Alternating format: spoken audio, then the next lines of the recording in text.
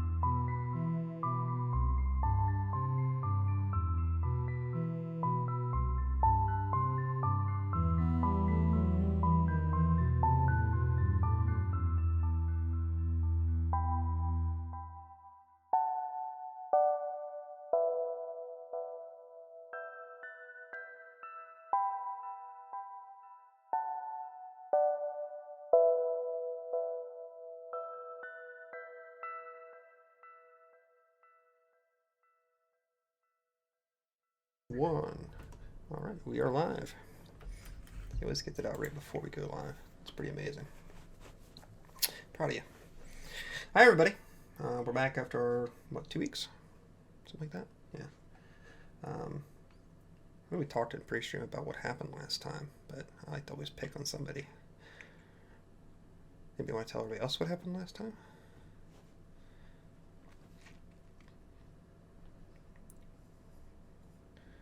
Casey. Yep. Hold on. I had it. I already decided in my mind that they were going to do the nose thing. I was going to bite the bullet. Beautiful. All right. I'll give it a shot. So. I was going to say that somebody else should probably say what happened since they were the one who had bugs. Me? You want to bite the bullet? All right. Well, I'm not the best note taker in the world. I mean, Casey could do it. I was just bugs.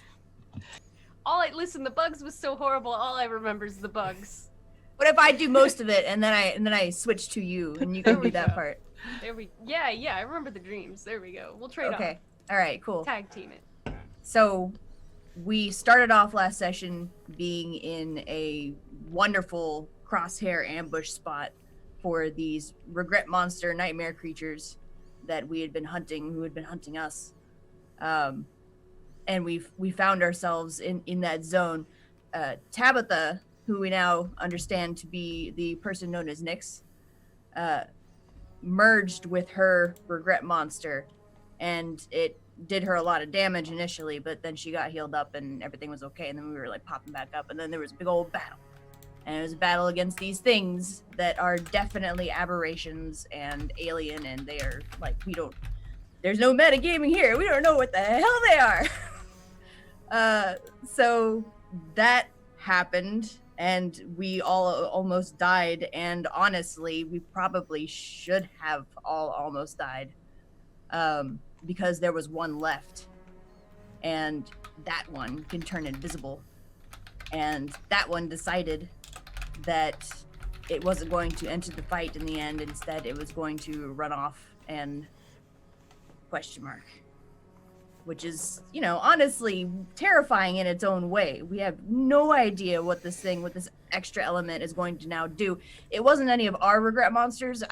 I didn't recognize it as being one of the ones from the one shot that they did where all these things were created, which, by the way, was a very good episode. You should go check it out. And it left, and Nyx was the only one standing, and she ran around helping everybody up, who in turn helped everybody else up, and we were all like 1 HP or 10 HP, somewhere in that neighborhood, hobbling our way to somewhere where we could recoup. So we went to Nyx's current place of temporary residence, went up to that attic space, and we all basically just kind of like licked our wounds and felt bad about ourselves and tried to go to sleep. And as we slept, okay. Some of us did. Some of us tried not to.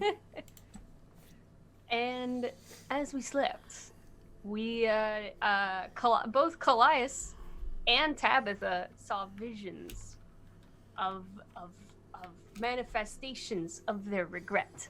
Tabitha was like, I'm smart and cool, and I'm not gonna touch anything or do anything. I'm just gonna chill here in my cool dreamscape and talk to the manifestation of my regret.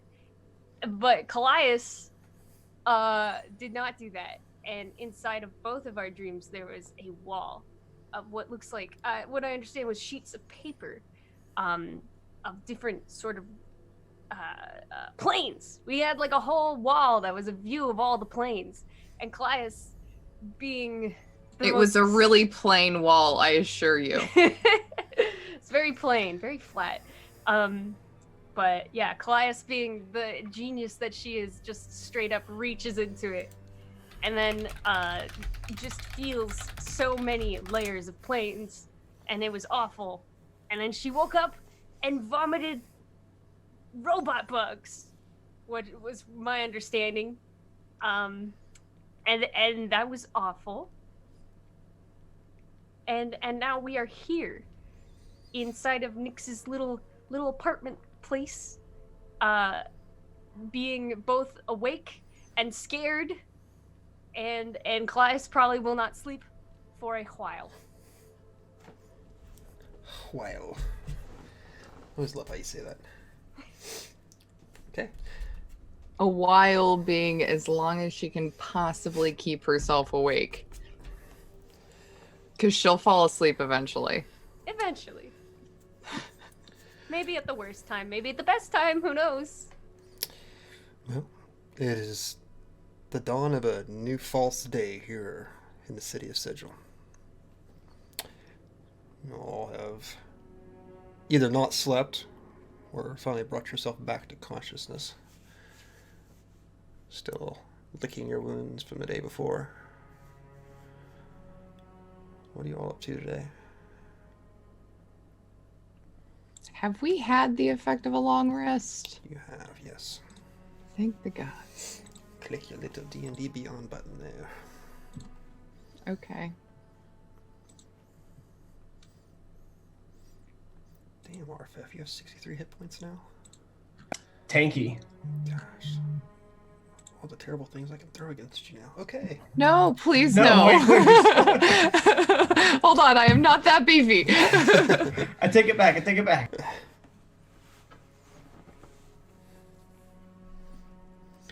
Okay, you're all huddled in this room around the corpses of all these little tiny robot insects, in a sense. We should really get rid of these. I think my rent might go up too. Oh shit, I thought I'd toss those out the window last night. I must have dreamed that. The DM forgot about it.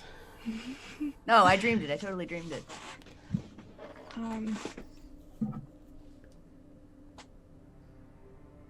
Good morning. I don't really have anywhere to make much of a breakfast, but they have some downstairs if you're hungry. It's not great, but it's something.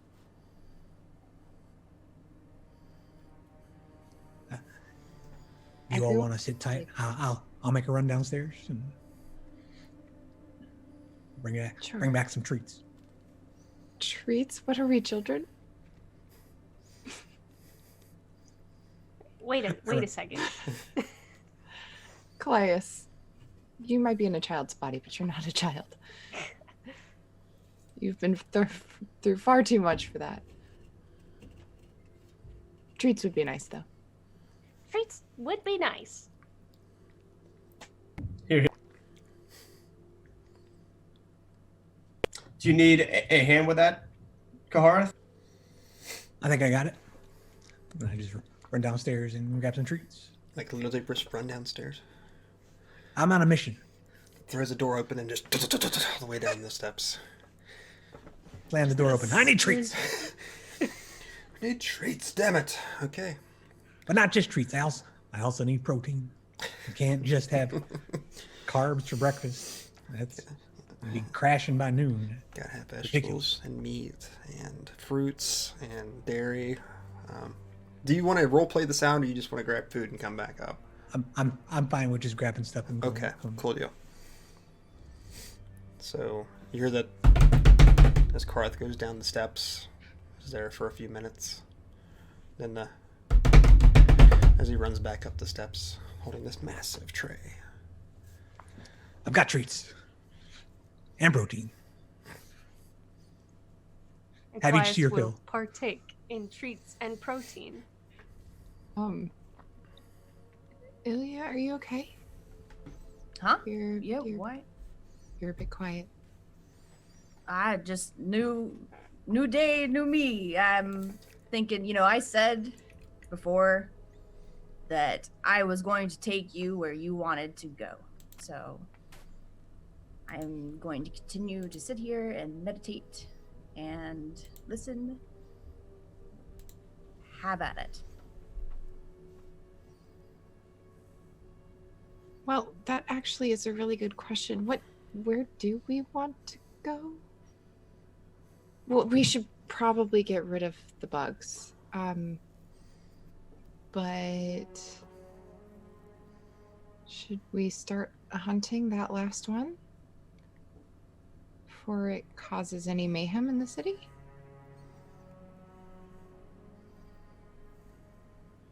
I'd rather it not do mayhem, honestly. But I don't know how we'd find the creature. Before, we had the idea that, they were hunting us, so we can go out there and let them find us.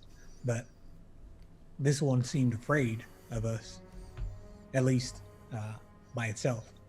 So we can't It was rely on just that. me though. I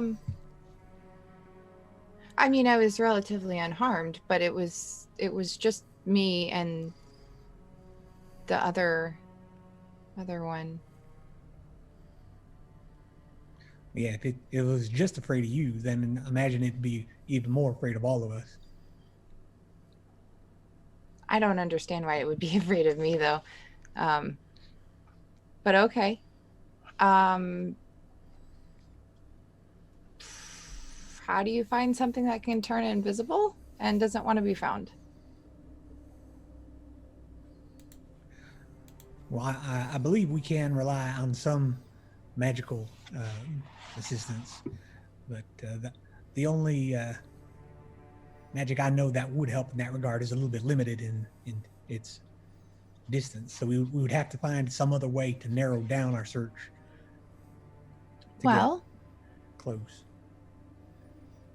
we do know that they were looking for their others, like whatever they were made from, or a way back. So we might want to find their way back, essentially. Their way back goes through Elia, as far as I understand. His laboratory is sealed with his blood, so. yeah, I don't really want to go back there.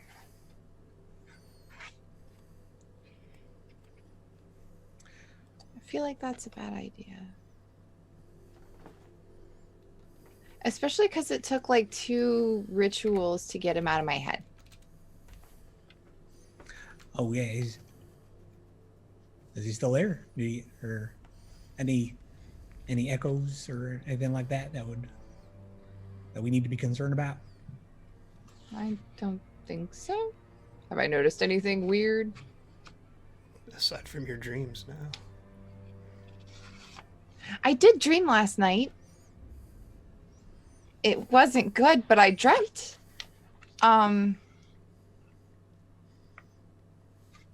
I talked to my regret monster.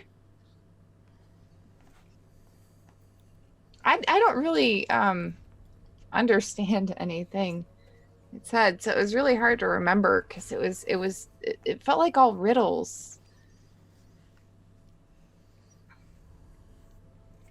But I think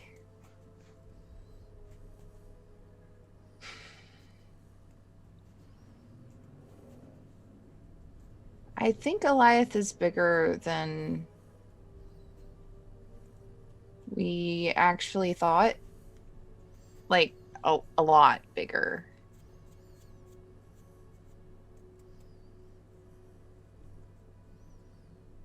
Like he's taller? Like he's more muscly? Like he's more powerful or has access to more power. The means to grow his power more than most Like, claims to be people. a god, so that tracks. Yeah, maybe not quite godlike, but close.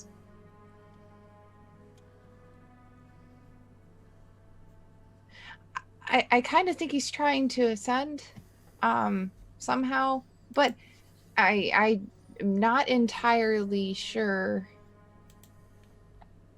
If it was like that, then why would he claim to already be Primus? Why would he take the name of another power if he himself is trying to send? Oh, well, you use power to get power, of course. But if someone's that egotistical, wouldn't they just use their own name and be like, I am a god?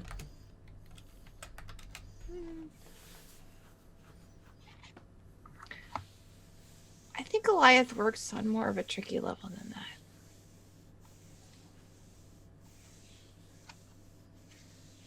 I don't know. I feel like I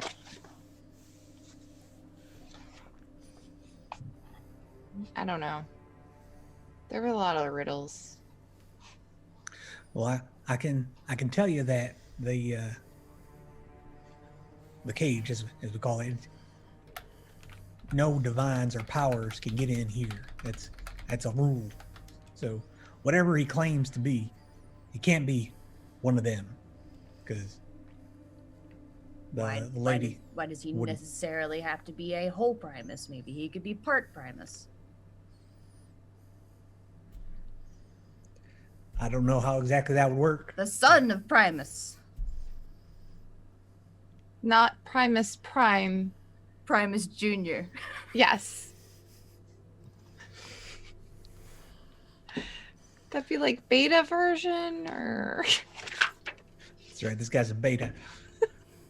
Soy drinking. All right. Well, if this guy is so tough and powerful, then I can see help from the Harmonium. Surely they would be interested in stopping a powerful entity such as himself, such as his self, from destroying our fair city here. I suppose so. Or they might just think we're crazy. Which is actually more likely, I've noticed.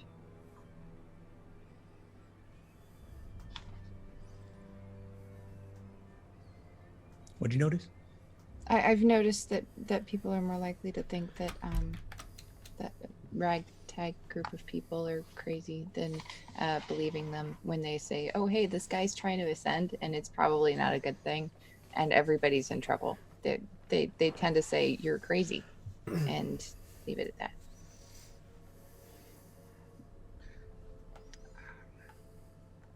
Well, if you're concerned about your reputation, you don't have to worry about that. If I do. Oh, I mean, I can look like anybody, but I'm just saying they're probably not going to believe us. Well, I have myself a reputation among my colleagues, and I don't believe that they would cast aside my concerns as, mere fantasy.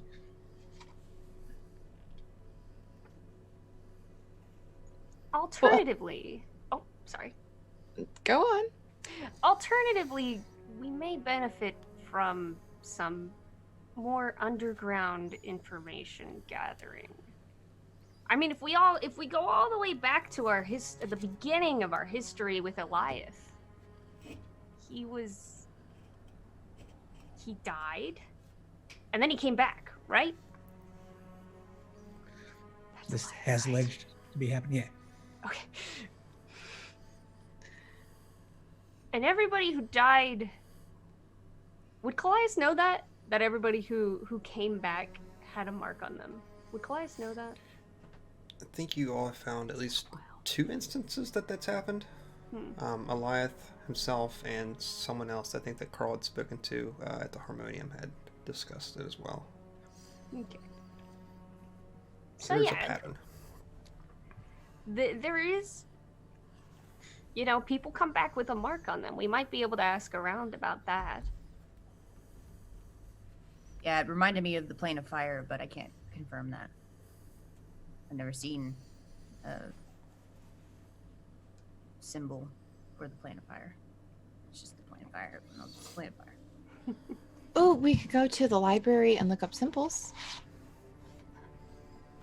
And see if we find anything that matches. That might help us figure out what the symbol means. You So- mentioned underground. We could also check in with the rats as well and see if they've noticed anything on the streets or anything going on. They might be able to detect an invisible creature through their psychic abilities.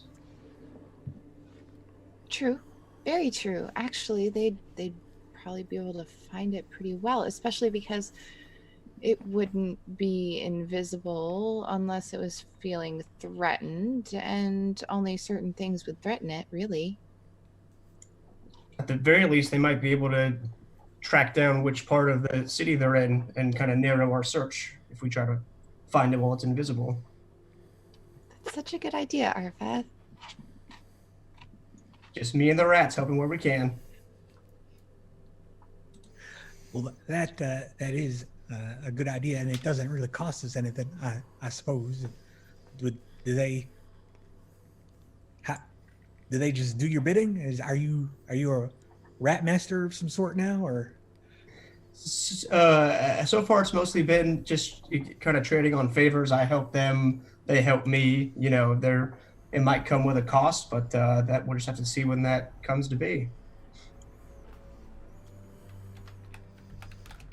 But they haven't really asked for anything too outrageous. Well, I mean, there was that time that I helped save the bulk of their colony from that Githyanki, but since then, no, they've been relatively kept to themselves, at least for me. Yeah, I mean, if we have a network like that, it seems like a waste not to use them, really. Yeah, I would just be asking them to keep an eye and ear, or I guess a brain out for them. We're not looking for them to step in and try to harass the thing. You should make sure you give them cheese. Oh, absolutely. Absolutely. I'm sure that's part of the snacks we have, or the treats we have here. Absolutely. I will pocket some cheese from the plate that Kahareth brought up. Samesies. All right. Well, I reckon that'll take some time. I'm sorry, Ilya. Would you? No, it's Would fine. you? Go. No, I was just going to ask what should we do while we wait for them?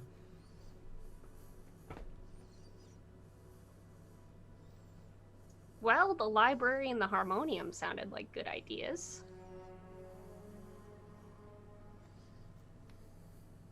Yeah. You know who could answer all of these questions and then some? Oh, who? Looking at Kahareth. I don't know. I don't know why you're looking at me. If you know someone, please tell us. Shemeshka. I've been saying her name since almost the day that we met. You know, I worry about anybody that says they have all the answers.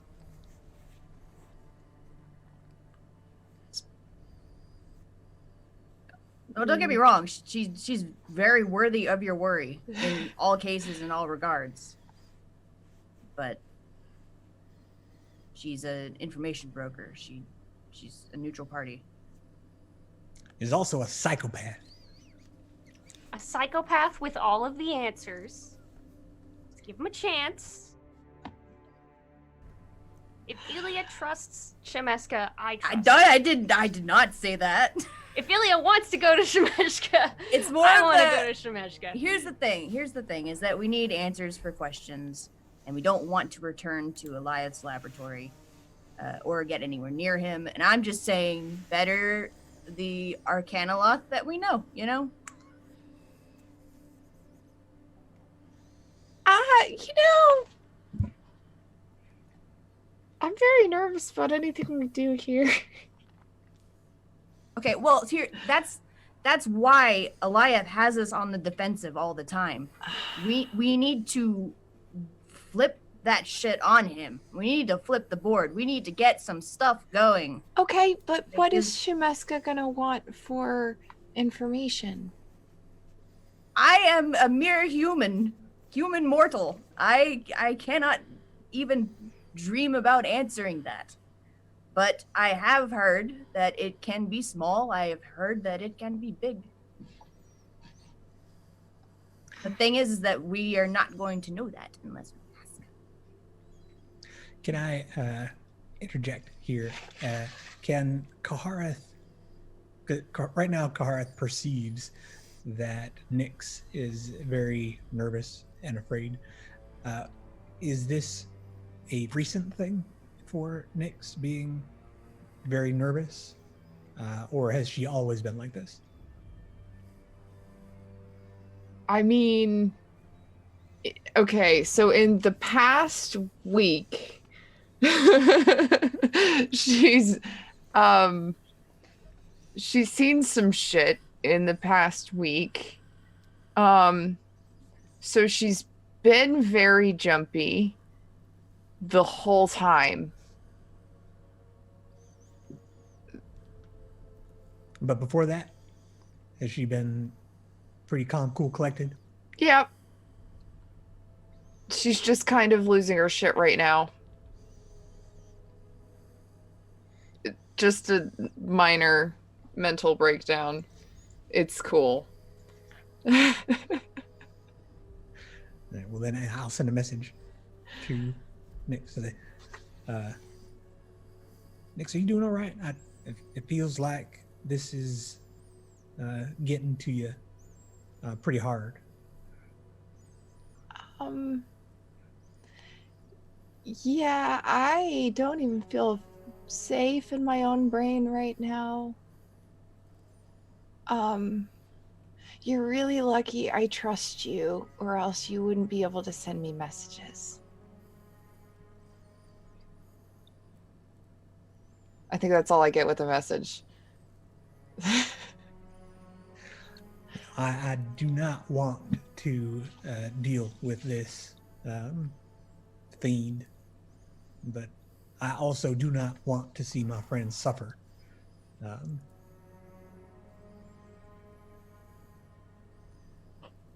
If we I'm not saying we are, but if we do go see Shemeska, we need some ground rules, I think. I mean, like, there's got to be a line that we don't cross. No sacrificing anyone in our group. In our group. Underlined Good in our one. group. Okay. It's a good rule. I'll write that one down. Was this a message or? Wait. No. Yeah, That's fine. Okay. The comment stands.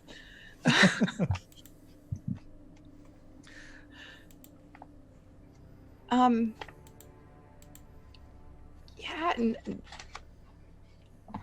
try to keep it to coin if we can. I don't think that she's gonna want coin. I don't think she.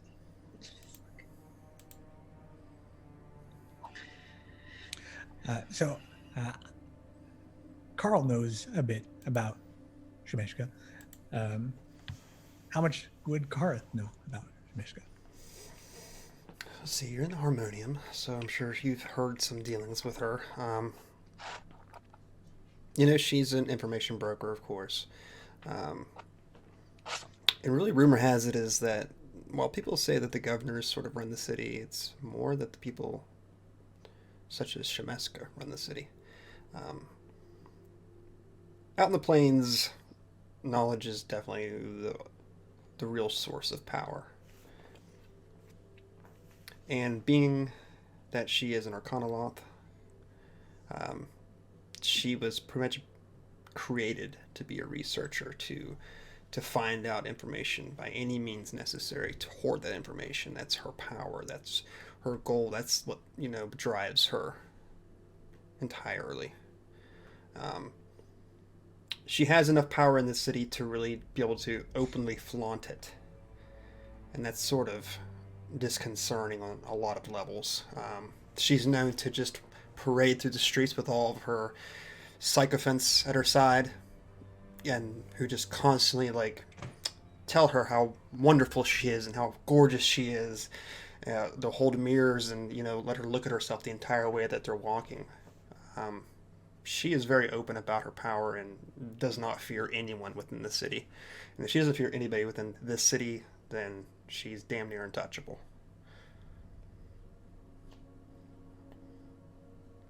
Sounds great.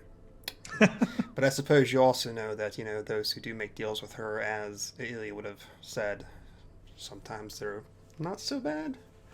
And sometimes people can't pay back those deals and are never heard or seen of again.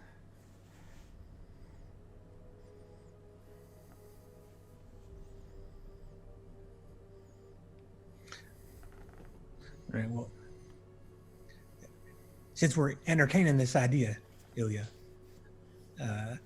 how would we go about getting an audience with Shmeshka? Do we just knock on the door, or? Her place, her hangout is the Palace of the Jester. We won't be seeing her immediately, but we'll talk to one of her representatives.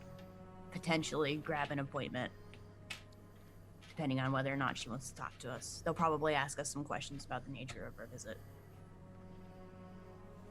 We could just go to the library.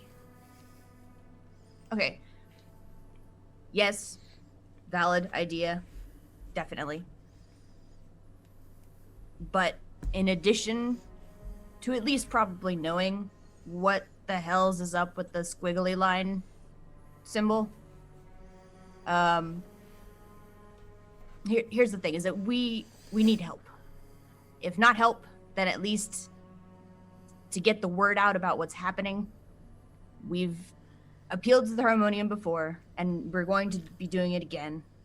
But just so far, and I mean this in no personal offense to you, Kahareth, but so far it's gotten us jack. If we die before we solve this thing, then who's gonna do anything about it?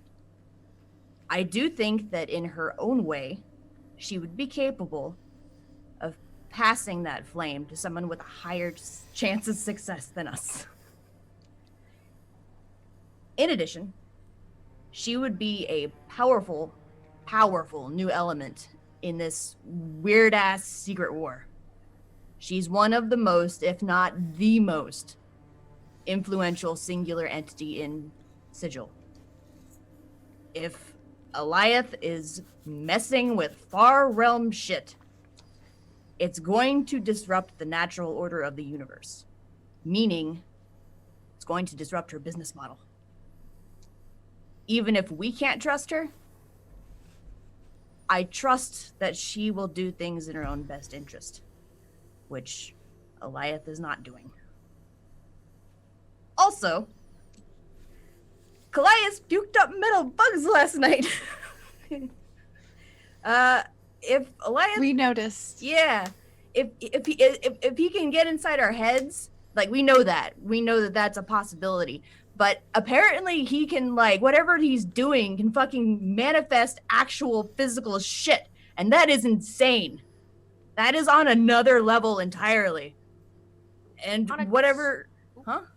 I was gonna, on a strange level of Alioth's defense, I think that one was my fault. I think I definitely did something that I was not supposed to do.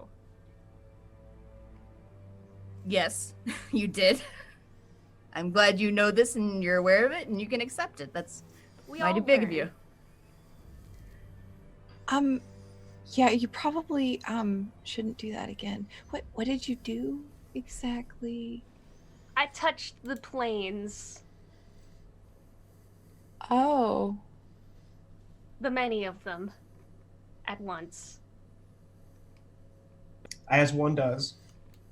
I was going to, and then my friend said not to, and I listened.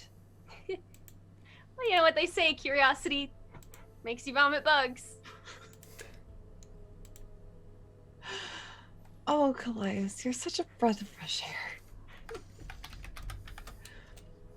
All right. Well, I was just gonna say, maybe Shemeshka can do something about that as well, and give us some way to protect ourselves, so that doesn't have to happen. so she deals in information. Is there any information that we have that we do not want her to have? Or is everything on the table? Personally, because of the thing that I said about her joining everything, like, she would be our third. In the rule of three, she would be our third. She would be this wild card that neither we or Eliath could understand or predict. I think that would be a benefit to the entirety of the weird-ass secret war. Are we calling this a war now? I am. Oh, I'm in okay. favor of that term. Aren't you a cleric? A war cleric. Oh. Oh my. Okay. The Well- abbreviation is WASU.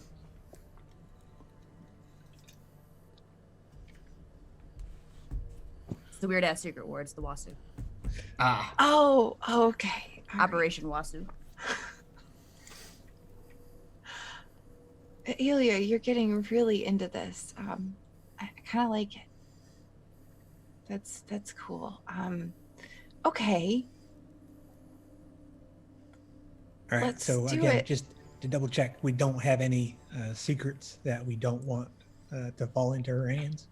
Oh, should I try to hide the fact that I'm a changeling? I don't know if that's something that she'd want to sell to anybody. It seems rather like a personal choice, doesn't it? Mm.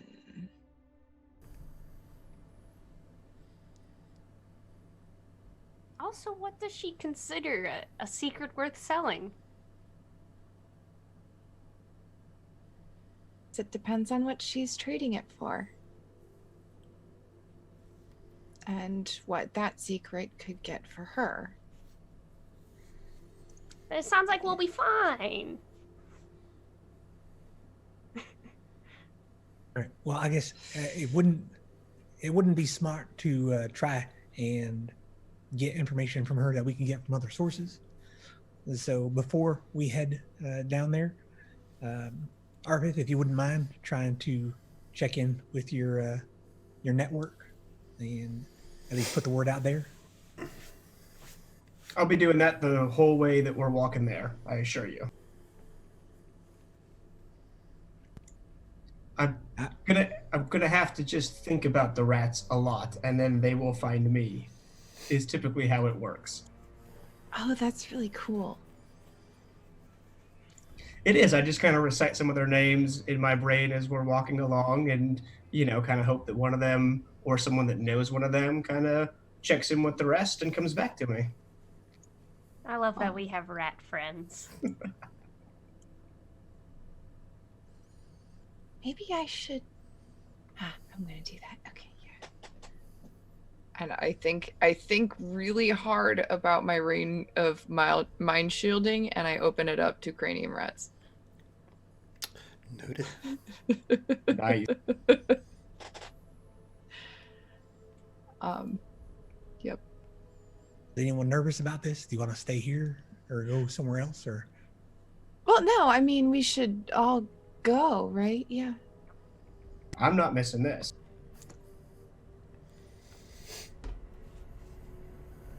I'm not even sure what exactly it is that she is, but I can't not see it. You're very adventurous. That's probably a good thing. It might get you killed one day. I'm I really surprised hope it doesn't, though. I'm surprised it hasn't already. Well, it almost did. That's how we met. And it's brought good things. Yeah.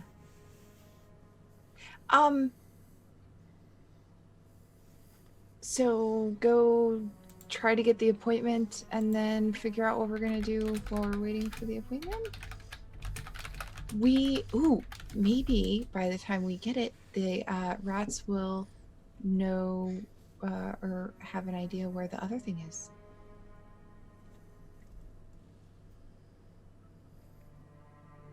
I should probably sleep some more, but we're gonna keep going.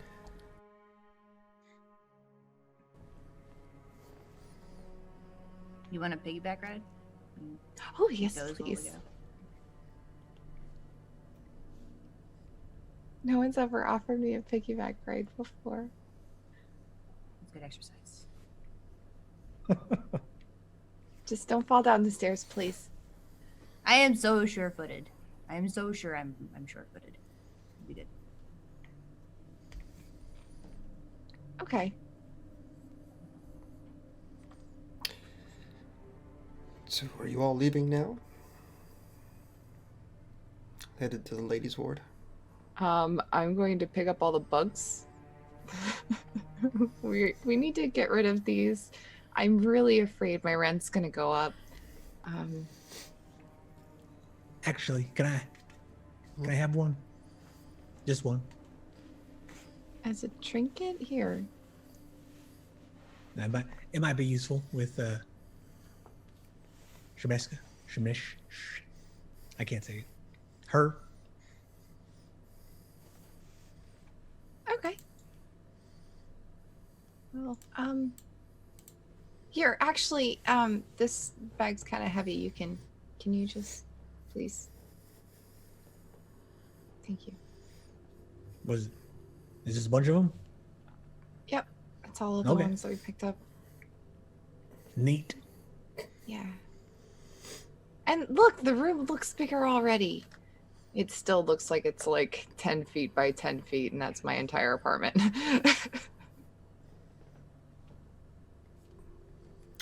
Okay. So, with Nyx on the back of Ilya and the rest following in tow, you move to the streets. So once again, that soft drizzle. It's so common here in Sigil. Not enough to completely soak you through, but definitely keeps dampness upon your shoulders and your heads. We move to the ladies' ward. Arphef, you're constantly calling out these names left and right.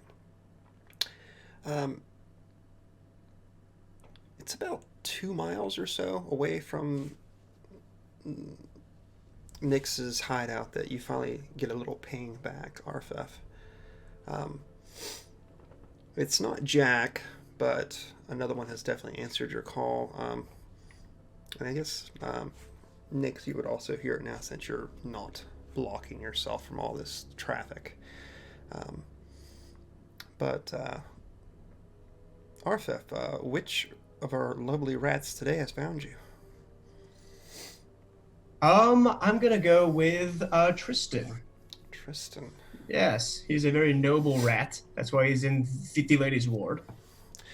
Which is creepy because my nephew's name is Tristan. Okay. That is the second time I've named a rat after you or somebody in your family. So weird.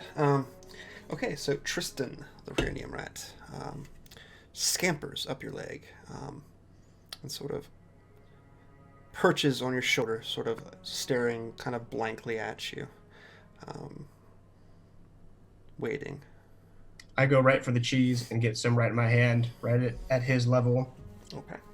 And almost like a squirrel, it just takes it and just starts kind of twisting around his hands, nibbling at it, just silently staring at you right now. I will begin to think in my head as I'm looking at him, thinking, "Hey there, Tristan, little buddy. We've got some help that we could use. There's a creature running around Sigil that we like to see if you have come across, or if you guys could keep your ears out for it." Let's go. Lots of creatures, lots of creatures, lots of creatures. Yes. This one is particularly haunting. She can occasionally go invisible, and is. I'm trying to think back to the session. How did you describe her last go around? It was a girl, right? It's kind of hard to really tell, but it sort of a reflection of Aaron. I know the other two had seen Aaron before. Just like not like a child, almost like a teenager, sort of age, very small framed. Didn't get a great look at him.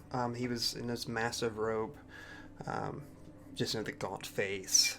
It's just not a great description. He was up on top of a building. You didn't get a great look at him, so giving a physical description would be very difficult. Got it. So I'll think, you'll know it less by what it looks like and more about what it's thinking. I can't say for sure, but if you can understand regret, I feel like it may have, that might be in the forefront of its mind as you try to reach out for creatures like this. Sort of lowers the cheese and stares at you for a moment. And you and probably all the rest of you can sort of kind of feel this like questioning. Like, what is regret? What am I? What is life?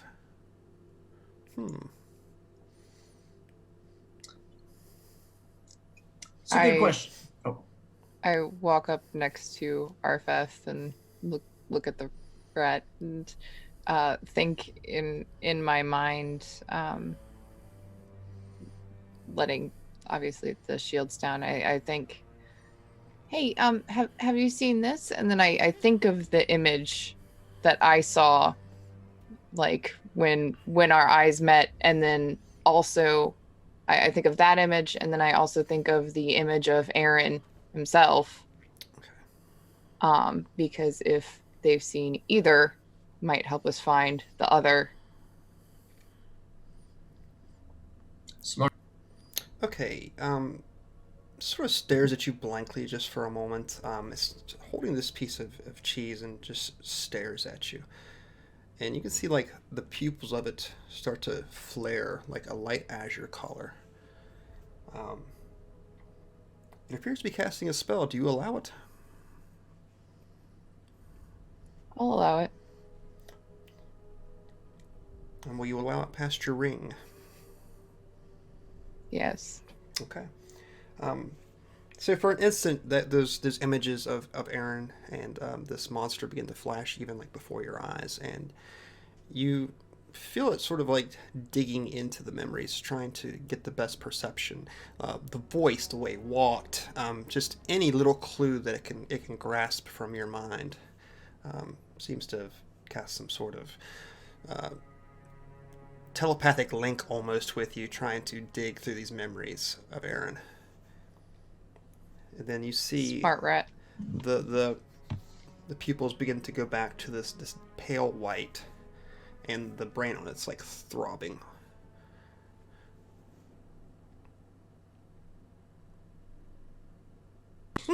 Okay. Yeah. Yeah, we can do that. Okay. Thank you. Thank you. I strongly advise that you not engage with it. If you see something, say something. Don't try and cross its path. Did you think we were going to? I'm simply hoping that you don't, whether you intend to or not. I hope that you hope that you don't cross its path. We can cross its path. We can't cross its path. How are we going to find it? You're very, very confusing.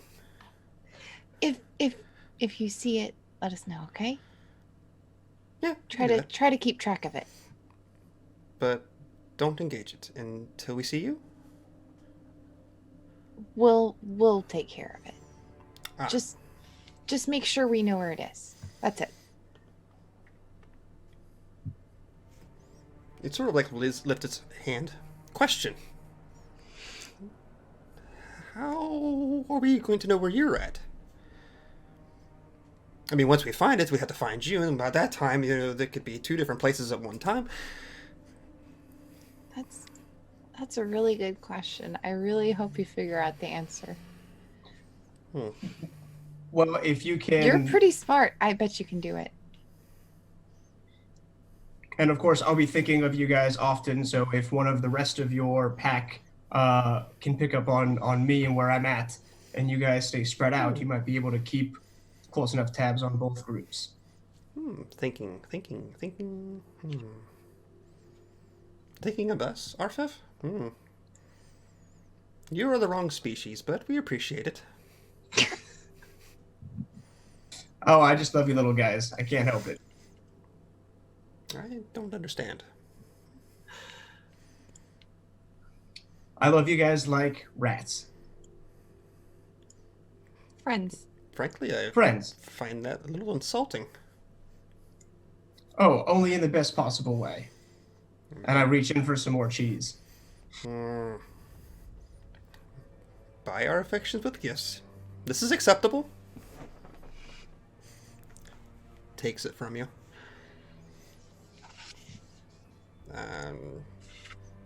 Can I go now, or...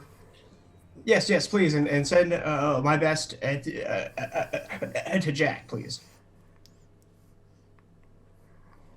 Sort of shrugs. Oh, Tristan's good as Jack, I suppose. I mean, I'm just gonna talk to Jack. I'll go talk to Jack, I guess. I like you, Tristan. I like me too. Good. Okay, so we'll find them and we'll... Stops for a second. And you'll come tell us. We'll come tell you. Got it. Thanks, Tristan. Thanks, Arphef.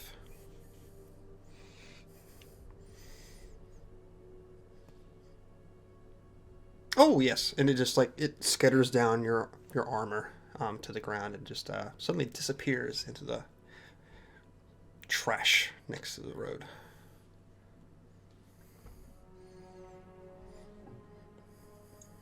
Hope I he liked stays safe. him.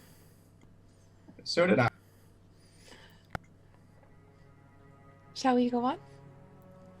Let's keep walking. So you let your feet carry you further.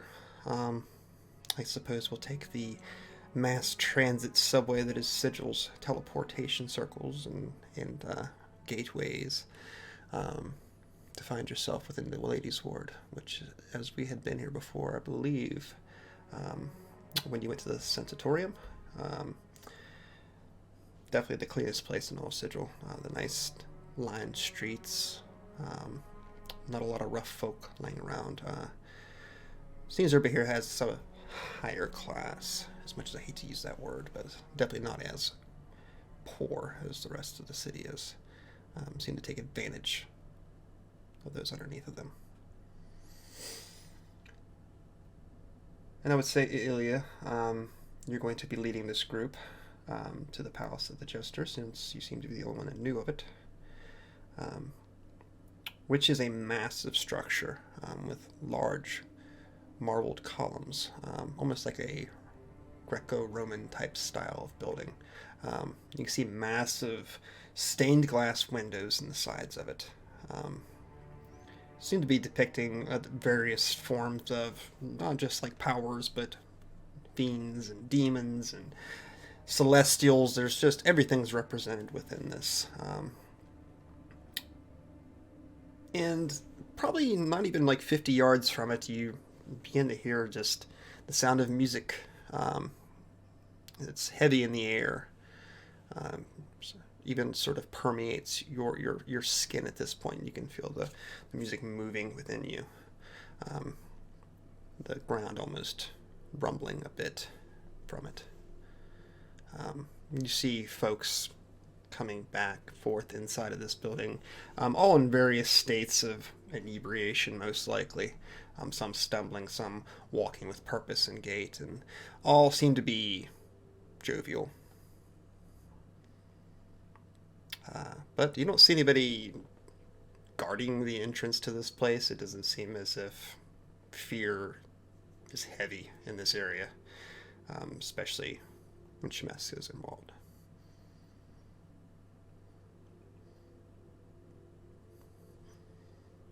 Well, is there anyone that stands out looking like official service? Not particularly, no. Just look like various forbs. There's a couple governors who are just sort of laughing off to the one side, talking of the day's happenings, who they fucked over the most in court that day, or who they took the most money from in these proceedings, general bullshit such as that. Otherwise, it's just almost like noblemen, and nobody in particular that really like stands out as if they belong here per se. Okay.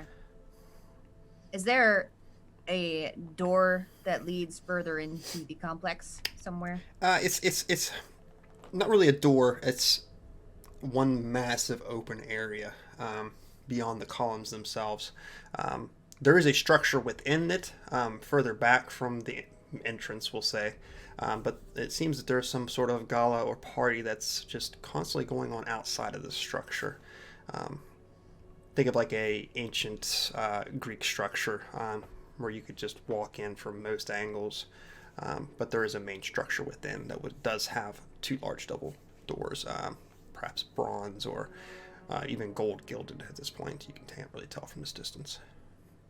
So, not seeing anyone immediate to speak to, my plan here is to get into like the slightest amount of trouble, like so slight that someone is likely to say, hey, you can't do that.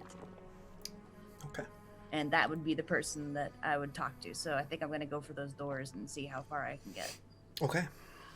I'm gonna check for any, like, if I touch it, is it gonna fry me alive, Correct. Once you're past that point where you're past the columns and you're sort of in the main proper area, with the music it seems louder as you pass this invisible barrier, and you see dozens of people, all celebrating, having drinks, just sort of mingling and talking with one another. Seems as if some sort of party or something is going on here at this point. And you draw a little closer to the structure, and you do see that there is a couple of guards, heavy armor. You can't see their faces through it, just see like the whites of their eyes as they peek back through them. They're not carrying any sort of like insignia or sigils upon them as identifying them with any of the factions of the realm. But they definitely have their eyes like everywhere at all times, it seems like. I'll try them. Okay. Walk right up to one, look up at him, and be like, what do we need to do to speak to the Marauder? Sort of lingers its gaze down upon you. And from here, you get the scent, I don't want to say brimstone per se, but there's definitely some otherworldly scent that sort of pours from this thing as it looks down upon you. No one talks to Shemeska.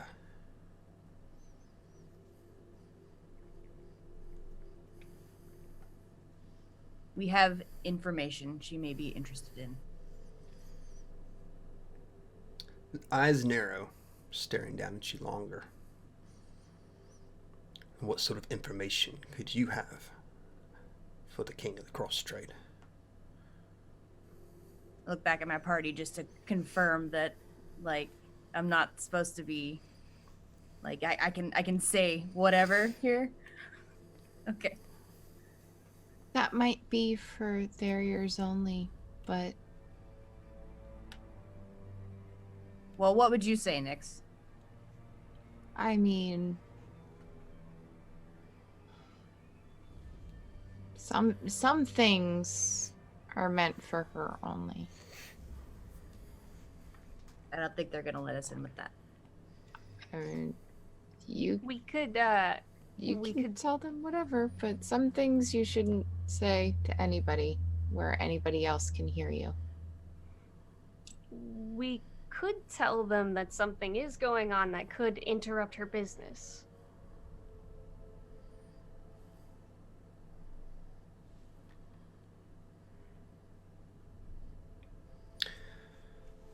Where are you all at right now? Probably only standing a couple feet behind her. Actually, Nyx is probably right next to her. I'd say Nyx, and if Colias just interjected as well, you would all be together. Arphef and Kahareth, are you with them? Are you back from them, or? I'd be just behind them, not more than 5 feet, just kind of Okay. back there listening in. Yep, in the back, letting Ilya take the lead. Okay. How about Arphef and Kahareth? What is your all's passive perception? 11. 11? 14. 14. Okay. Arphef, you're sort of like watching this scene and sort of looking around, and wow, the structure is massive and it's gorgeous, and you haven't seen anything like this before, obviously. And you sort of like look over in interest as you see almost like a promenade of people. One of them seems to be like moving backwards with this huge mirror in its hands.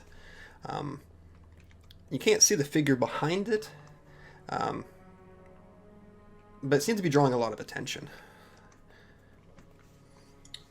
I would reach over and tug on Kahareth's sleeve and point in that direction without drawing too much attention to the guards that are talking to Ilya and them. To Kahareth, you see, we'll say about 60 feet from you all, this little procession that seems to be coming closer in your direction, not directly in your path, moving, let's say, perpendicular to where you all are at, or parallel, I'm sorry, to where you all are at. Many, like, bows, and they seem to be, like, centered around a figure that you can't quite make out, based on like the size of this massive mirror that's like this poor thing's carrying. That's like, you see his back's hunched as he's moving along with it.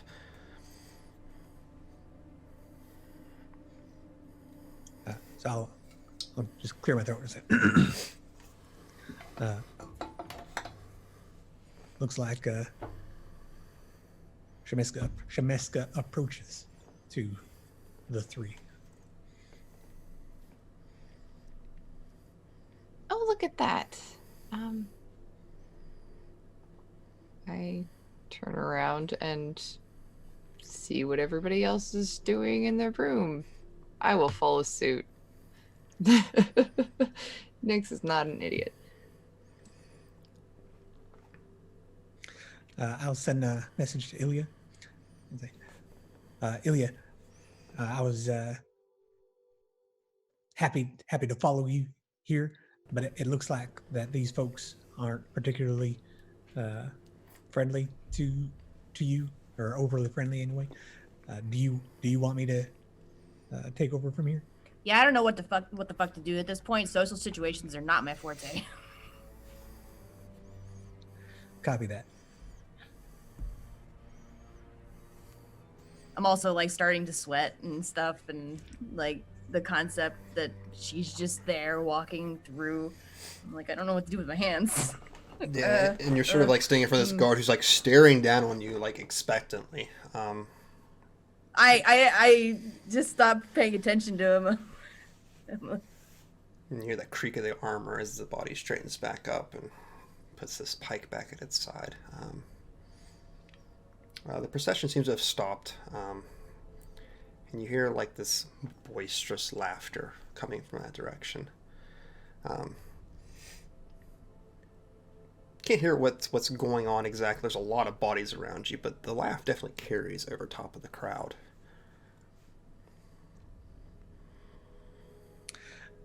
At this moment, what I will do is I will use my channel divinity, to give myself a +5 to charisma checks for the next 10 minutes. Okay. Wonderful. And I will, I'll do like a head thing to signify I'm heading over here. You can follow if you want, and try to get in sight of Shemeshka. I follow, but I'm going to keep at least a 10-foot distance Okay. so that I can pretend not to be with him if need be.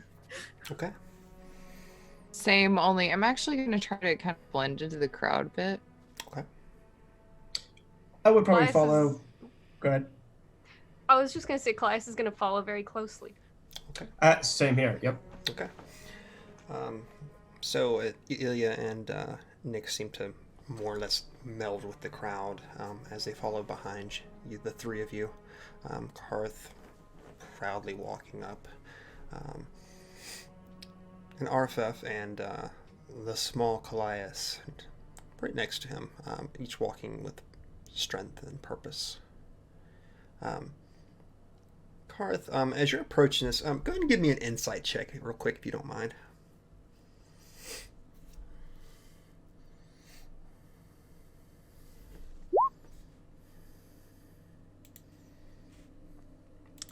That would be a 20. 20.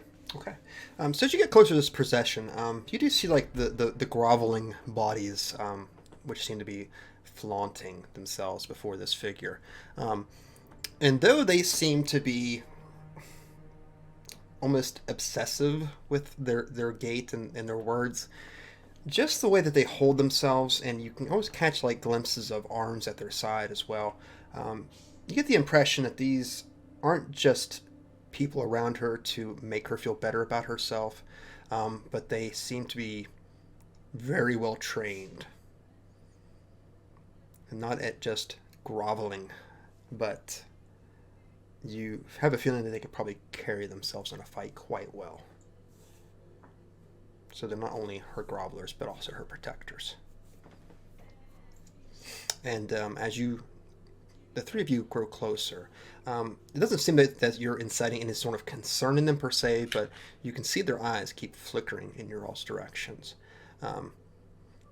Not quite sure if it's because you're new, or you draw more attention to you,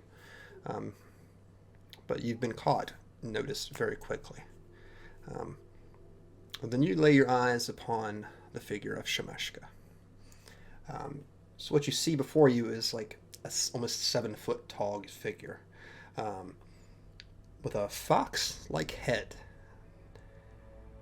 and on the crown of it there's this razor vine, almost like tiara looking structure on it, and she's in this beautiful, just green and like emerald green and gold dress. Her fingers are dripping with gold and silver rings, massive layers of just chains around her neck, necklaces, and just gaudy, awful looking things almost at this point. But you can tell that, very expensive. And she seems to be like moving her hands and talking, and as she speaks, everyone around her laughs. It's quite a scene to behold. Are her jokes even funny? Not necessarily. Okay. All right. Well, I will attempt to get within 60 feet of her. Can 60 I feet? get that close? Yeah, that's not a problem. You can guess you could probably at least get in within 20 feet of her before, like, piercing the circle of people that are around her. I will hover around 50 feet, Okay. and then I will try and send Shemeshka a message. Interesting. Okay. What would you like to send Shemeshka? So I say,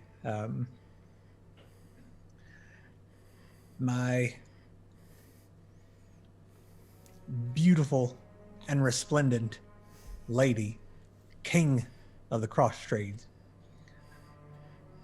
I've come with information, seeking information. And in like this mid-laugh, you see her stop. She turns to look directly in your direction. She smiles, or as best you can think that she can smile. And with one hand, she sort of swoops this wine glass from a tray next to her. And sort of looks herself in the mirror. Motions someone over, and they sort of adjust her chain and her dress. And she looks back in your direction and waves you forward.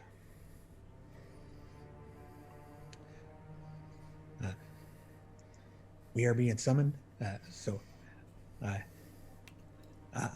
make sure that I approach as unthreatening as possible. No sudden movements, and everything stowed,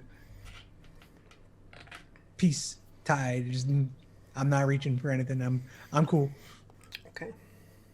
Same here, and whenever we get to a stop as we walk forward, I'll kind of do like a bit of a bow, kind of awkwardly. Okay. Colias will also stick with the two dudes. Okay. I think at this point I gotta take this offer and I'll just be there, but like behind Kahareth, so that he can block me if he needs to. Okay. Nick's still gonna meld in with the crowd. Yeah, I'll come in, and I don't like this at all, but if I want to be at all part of this discussion, I gotta. It's like looking down at that first roller coaster dive. It's like it could be really cool, but it could really suck too. Hold on now. We've been up and over quite a few hills already. Just saying. Okay. So you all make your way inside this little circle that's formed around Shemeska. They part slightly to let you in.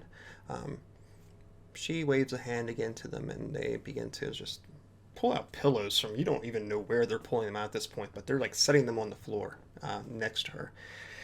And as you approach, she sort of lounges back on them, cocking an elbow up with her glass. Well, what do I owe this pleasure today from the Harmonium of all people?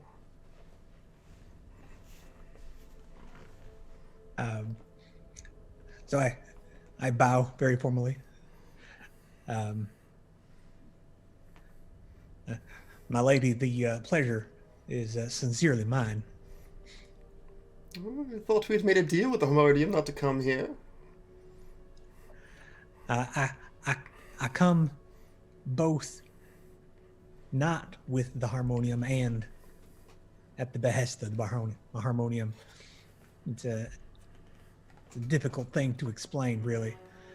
But there are some things going on that I would think that you might be able to help us with, and there might be some information that we have that might be able to aid you. And I understand this is your field of commerce. So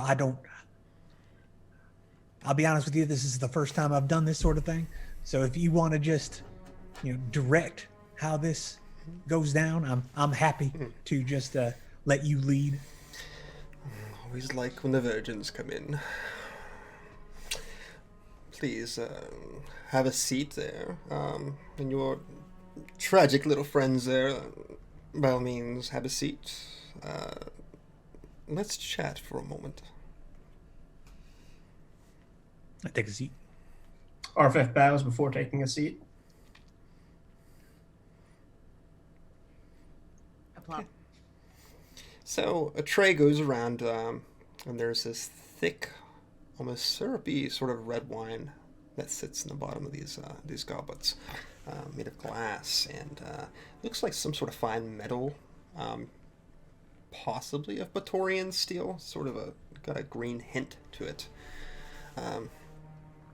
And she sort of lounges back once more, holding this glass, swirling it, sniffing it. You know, it takes a lot of balls to come to me. You know I ask a lot in return. Are you aware of what you're doing right now? I do understand that your information is quite valuable, and therefore we might be needing to make arrangements to ensure that you are compensated for the information, which is why we bring what I think to be quite valuable information. Kahareth, as you're talking to her, you seem to see her eyes sort of glaze over, as almost if bored already with the conversation as it's going. But Arphef, you find her slowly looking over in your direction, just staring into your eyes, swirling her cup. I will. After a few moments of that, I would probably begin to divert my eyes respectfully. Kahareth, any of us really who's like looking at her, you see her hand begin to shake as Arphef looks away from her. And there's a crack in the glass as she pushes a talon into it. Gonna nudge Arphef. Like, no. My eyes will kind of dart back up quickly, and Right, and it's the instant you do, you can see the anger displayed back at you. Her pupils almost seem to be like swirling vortexes, almost like looking at the night sky and spinning in circles. But you definitely engage some sort of ire in her from averting from her. He begins to kind of quietly stammer and try to he doesn't go to bow his head, but he goes to make a sorrowful face, one that's very apologetic, and but doesn't say anything out of turn. Okay. You see her nod a bit, and she crushes the glass almost instantly. The metal just as if crushing a ball of paper in her hand. She turns her hand over and flicks the contents out. Right. Business. Well, I suppose we shouldn't do it here, now should we? Stand, please. And she gets up, holding her hands up. Follow me. She begins to walk past you all, towards the double doors. And as she passes you, you get like the smell of, it's almost like lilacs, flowers, but there's also this heavy smell of ozone, like a lightning storm on a summer day. It's very heavy, and of course that smell of this red wine is just sort of dripping from her hand at this point. And with this slow but very elegant gait, Shemeska moves past you. The two guards standing on either side of it push the door open and take their positions once more as she disappears within. Follow.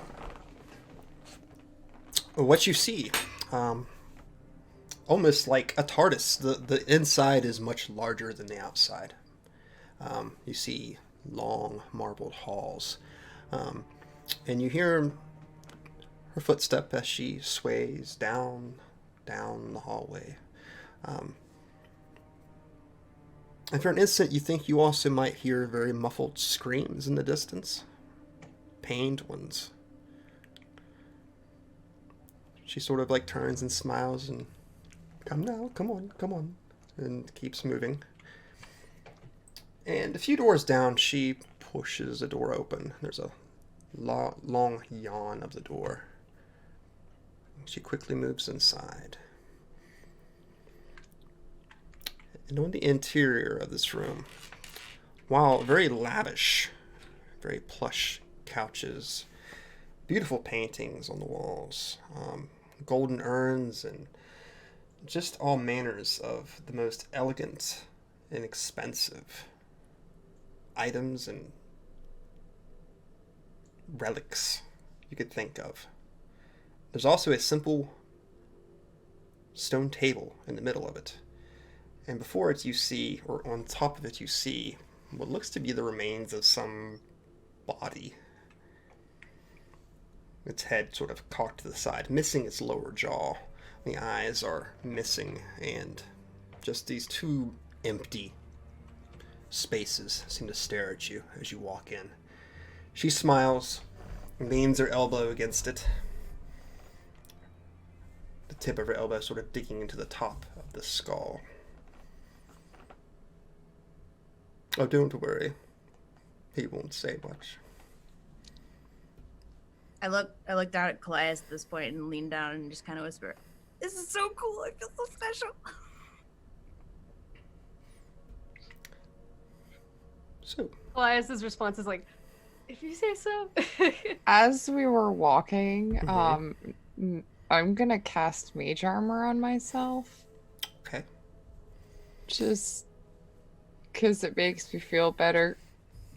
Okay.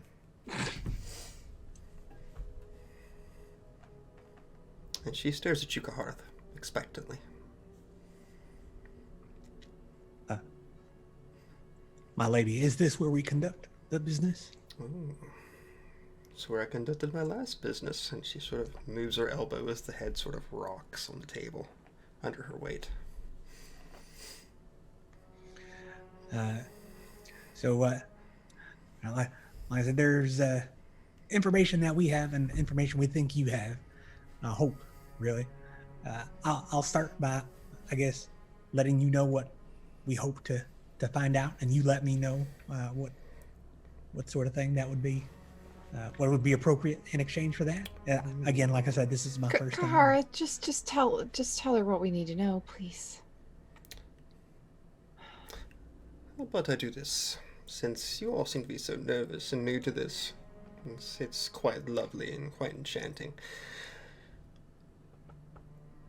I'll make a deal with you. You give me something, and then I'll answer a few of your questions. 3 to be exact.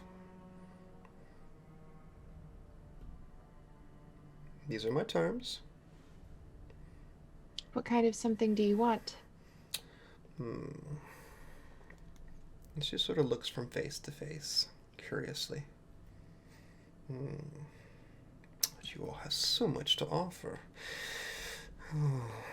It's awful hard for a girl to choose. She looks at Arphef once again. This time he maintains eye contact. You have the eyes of someone who's just first seen the multiverse. Reminded me when I first came to Sigil. Your eyes are so lovely. I wish I could have them. He'll kind of be nodding along, because she's kind of nailed it in terms of it being his first time in the multiverse. He'll kind of stop nodding along when she says that she wishes she could have them. And then he'll say, indeed, no, everything that I've seen in these past few weeks has been more and more impressive than the last. This, of course, being the ultimate of things so far. And then bows his head while keeping eye contact. What would you give for one of those curious eyes? They are 2 of my favorite. So You only need 1. Certainly, and I'm not above paying a price to help where needed. So if that is indeed the price, then you are right. I do just need the one. You would look so Actually, fetching in an eye patch, too. He looks a little bit better with 2 eyes. It's just going to be those instances where everybody doesn't want to give anything to poor old Shemeska, but wants answers anyway. Just So I was boring. just saying. I mean, Arphef, it's your eyes, so if you want to give them, but it really does help with that perception I have too. She looks bored for a second, looks back to Kahareth. I've seen your kind before, haven't I?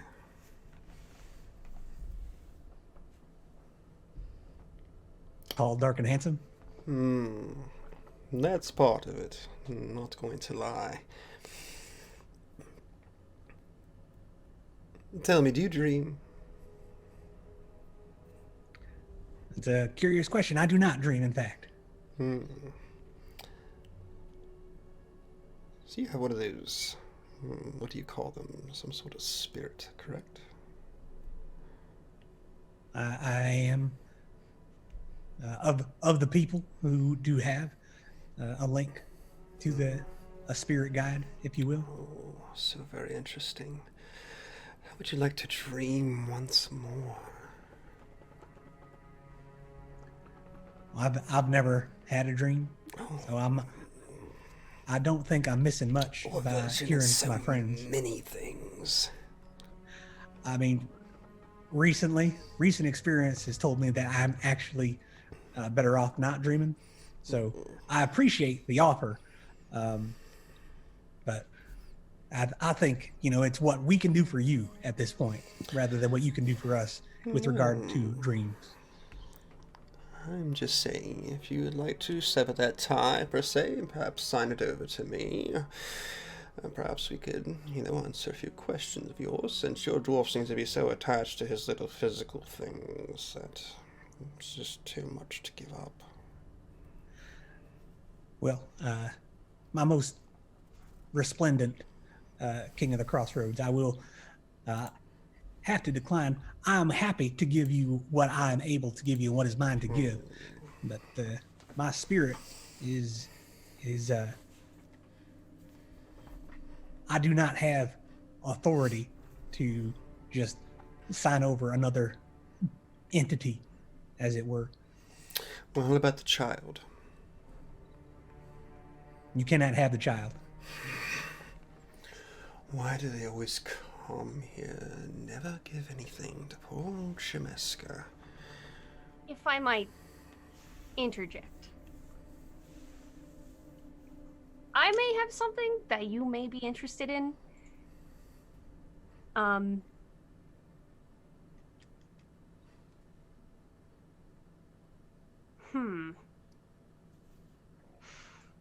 But I don't have all the details.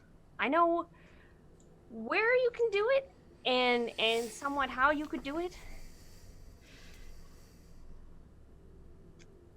And Colias is kind of like, Colias is nervously sort of like fiddling with her clothing at this point, debating in her mind how to go about this.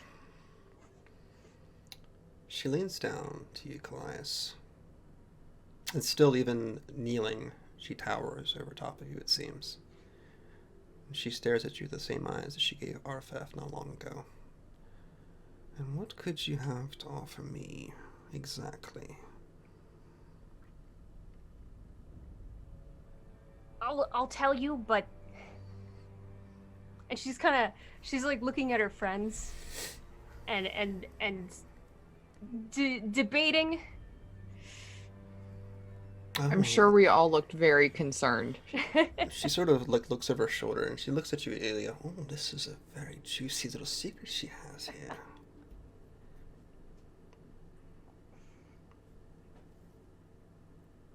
Turns back to you, Colias.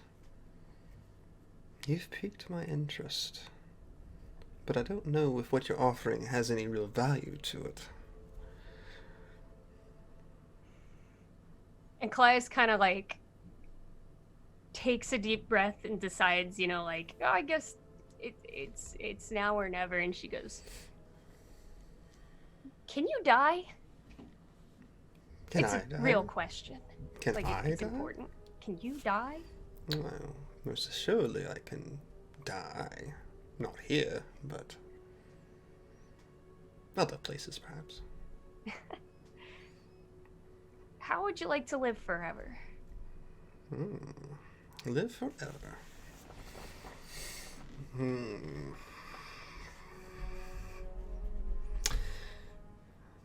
I don't think that you can offer me any sort of immortality, little one. It's sort of a thing reserved for powers and deities. Well, I can't give it to you, but I can tell you where you can go. I don't know all the details, but I remember where and somewhat how.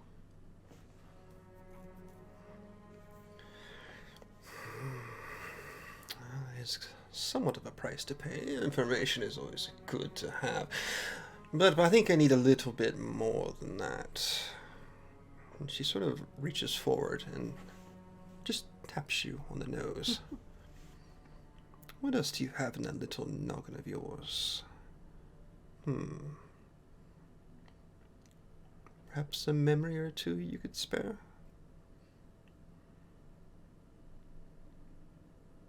Like, get rid of the memory entirely? Oh, well, it would definitely be mine. No one comes to Shemeska and leaves whole.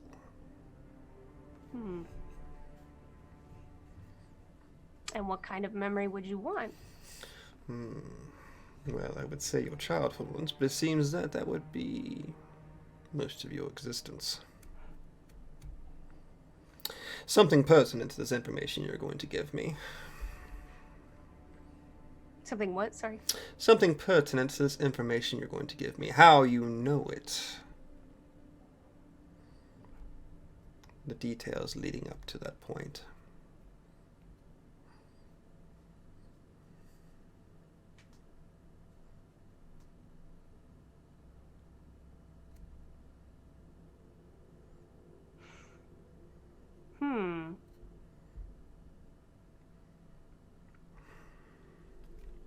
That would lead to a very confusing rest of my life. That is a shame.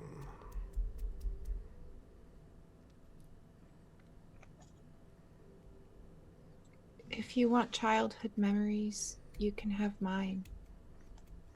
She looks over to you, Nyx. What makes you think I have any desire for yours? Just thought I'd offer them. They're not very good, so. And you've already devalued them with one sentence. Quite interesting. Colias, she stands up from you and looks over you to Ilya. I suppose you have anything tastier. I'm pretty boring. I don't know. What do you want? I know as much as anybody else does about everything. I have all of my parts. I will keep my senses. I need those. But I'm negotiable. I tell you what. While I'm stuck here in Sigil, and while I'm not technically immortal, she looks down to Colias, I do need an heir.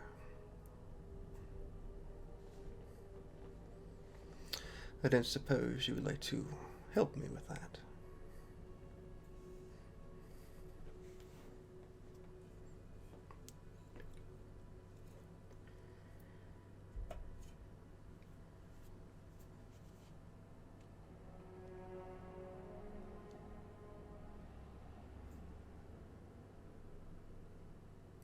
This is to Colias, right? No, it's to you. It's to me. Mm-hmm. Oh, well, okay. Well, Ilya is very confused for a second, and is like, who could she possibly be talking about? Talking to you.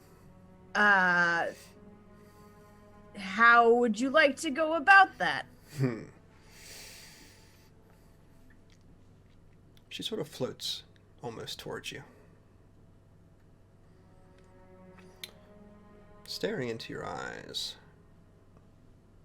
I need you to agree to the terms if we wish to proceed, but I promise it will be painless. I will answer 3 questions. All I need is your time. My time. Hmm. Can we do it in a place that displaces time? Not really necessary, but Okay. Because we're doing this thing right now, so I gotta take care of that. But I am definitely interested. I like what you do. I think it's a very important job. Painless.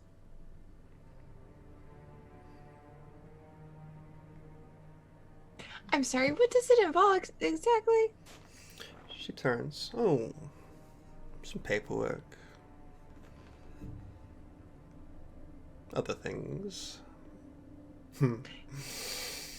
Yeah, so I was worried about the other things. Well, I am capable of birthing my own heir, as it were. I just need a willing participant. How does that work? Oh, that's not a real question. Like, I'm not asking you how that works. I would not take it, of course. You'd have to be a willing person. Are you talking about, like, me incubating something? Oh, no. Okay, That's all right. That's what I was worried harsh. about. That's what I was worried about. I would be the one incubating it. Whoa.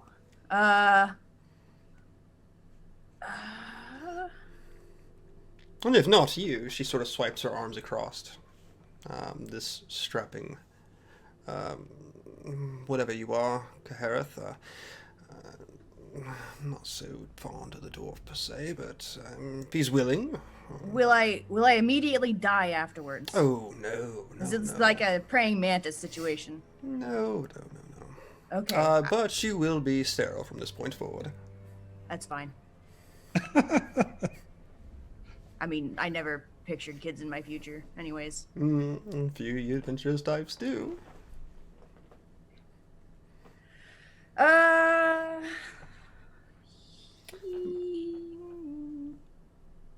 Y'all gonna judge me for this? Y'all are gonna judge me for this, aren't you? Oh, It doesn't give a matter. Yeah, I'll do it. I'll do it to save the universe. Wonderful. Sounds interesting too. Do I get to know how it's done? I'm gonna be a part of it, so I imagine. You know, a little paperwork, a little cuddling, maybe.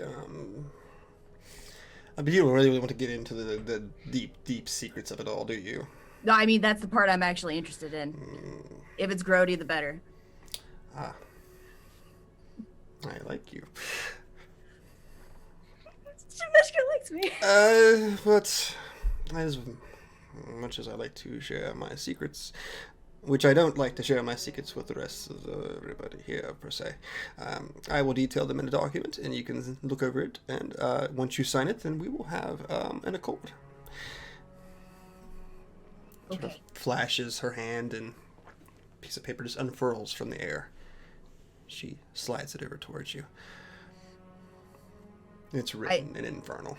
That's probably one of the ones that I don't know. Motherfucker. Alright. Yep. Does anyone read this language? She sort of snaps her finger. Primordial? Oh, yes. Common? Oh, okay. Primordial works. Okay. And y'all please carry on. I gotta check this out. And the gist of the document, pretty much is it seems as if part of your physical soul is actually imparted into her. There's no like physical kind of deal per se, but it's definitely like an exchange of essence. God, that even sounded worse than what I just was thinking of.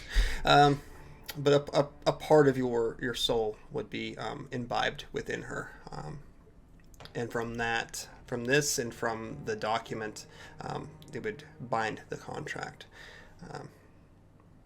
So you would definitely be missing a part of yourself from here on out. You know, that's strangely fitting because that's kind of the way that things were turning in my life anyways. And I've never done anything except for burn my soul for the rest of everybody else. So, she chose the right person. All right, I'm going to, I think that this is a blood contract, yes? She hands over a pen to you. Oh, blood, that's so lower planes of you to think. Okay, I'll just take the pen. Like, sign here, dot here, she flips a page up, sign here and here, and good, wonderful. Rolls it up real quick and just seems to pocket it away into a, maybe some sort of like pocket dimension almost. It just disappears from sight. Are you kind of like friends now? No, not in the slightest. Aw. So, we have a deal. We have signed paperwork. So you have 3 questions. And please make them good. That's a lot of pressure. Maybe we should take a break. That was going to be my next step. So we will be back in a few minutes while these guys decide what the hell they're going to ask the Marauder. So join us back.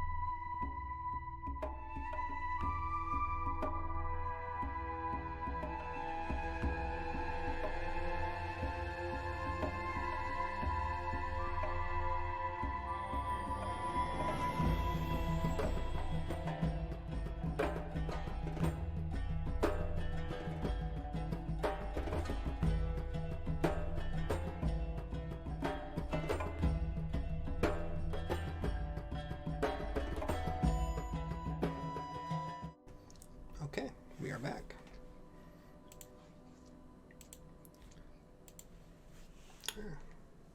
So, paperwork has been signed.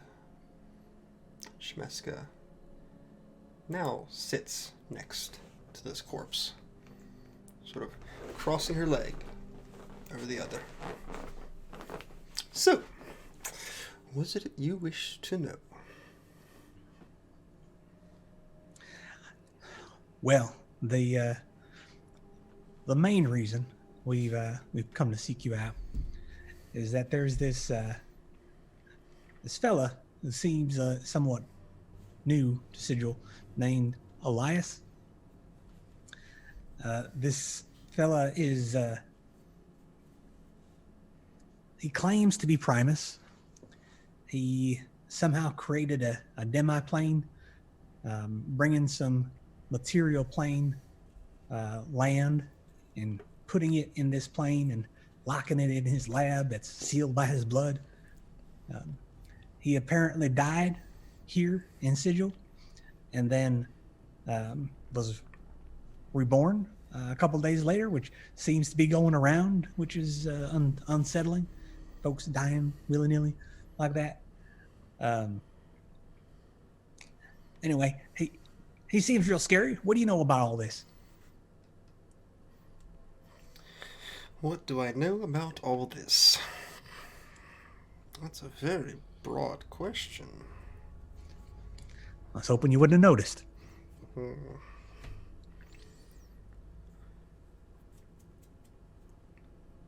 Well, where to begin with all that? You are a clever one. Do I know of a Goliath? I know of a man once who went crazy, looking for answers. As far as people showing up back from the dead, it's a bunch of hogwash. Never dead to begin with. I suppose that's what I told you in the harmonium.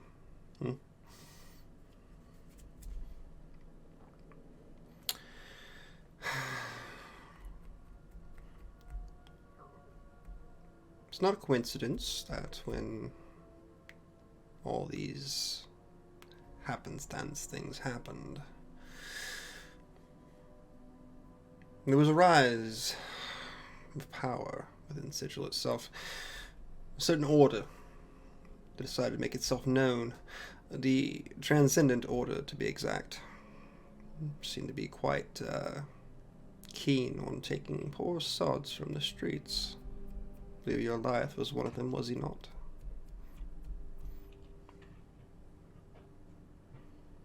Very good at wiping memories, tucking them away. They were supposed to stay gone, I suppose, you would say. But things happen in mortuary, do they not? I mean, you take a body to mortuary, where do you think it goes? Do you think they throw it in a vault somewhere? Let it rot? No, seriously, I'm asking a question, because I'm very curious to your answer to it.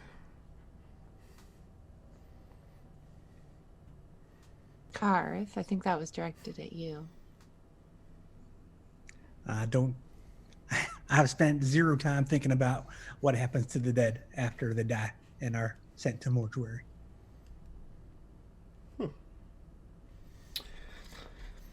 Not very inquisitive for one of your order. Quickest way to get rid of a lot of bodies at once is to incinerate them, is it not?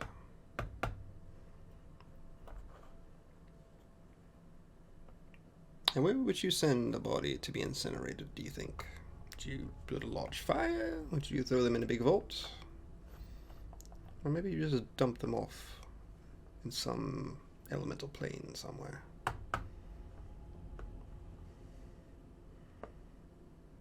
Very clever.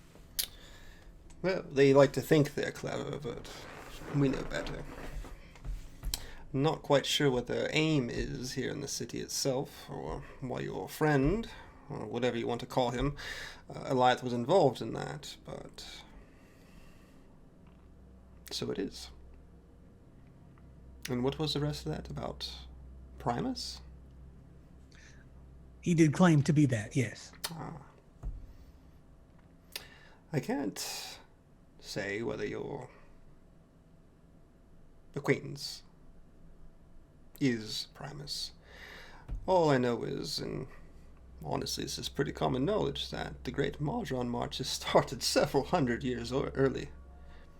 Now, Mechanus is a place very boring but very ordered.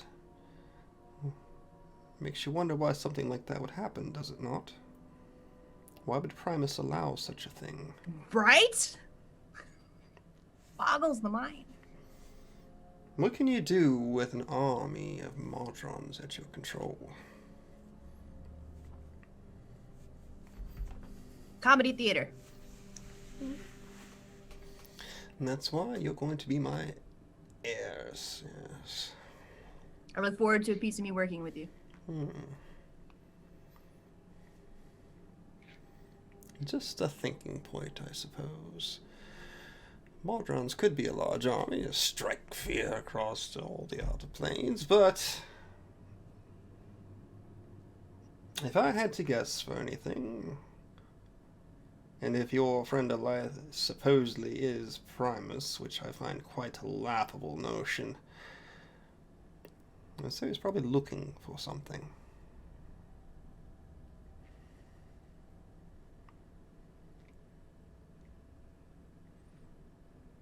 Do you have another question for me?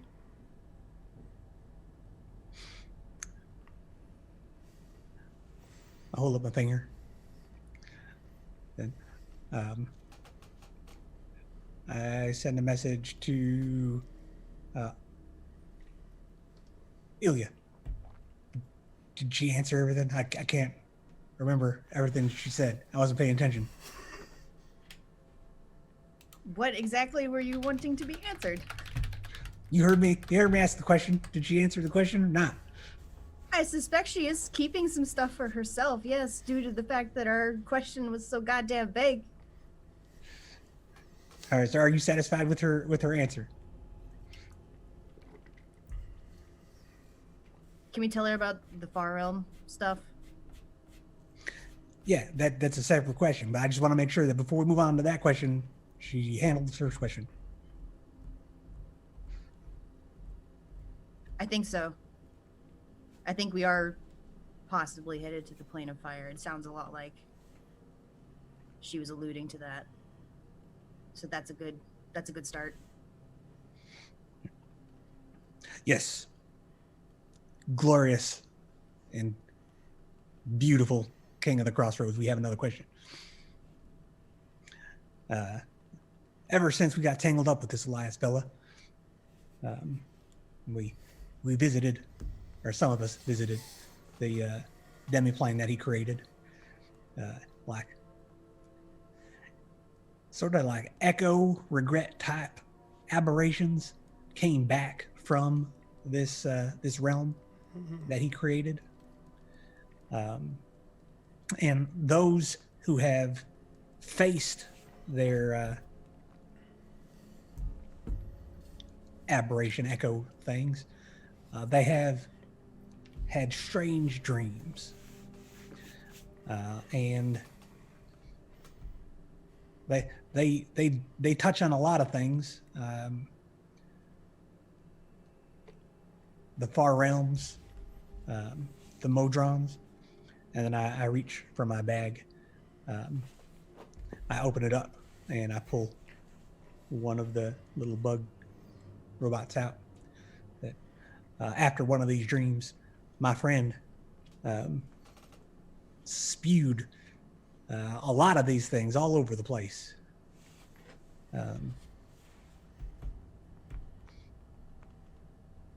What's up with that?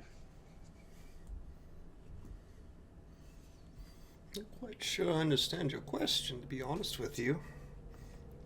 What's up with that? Why did she have these things come from her? I can't say I honestly know the answer to that. I'm not a power, I'm not psychic. I can give you a guess, if you really want to spend one of your questions for that. Unless you want to narrow it down just a little bit for me.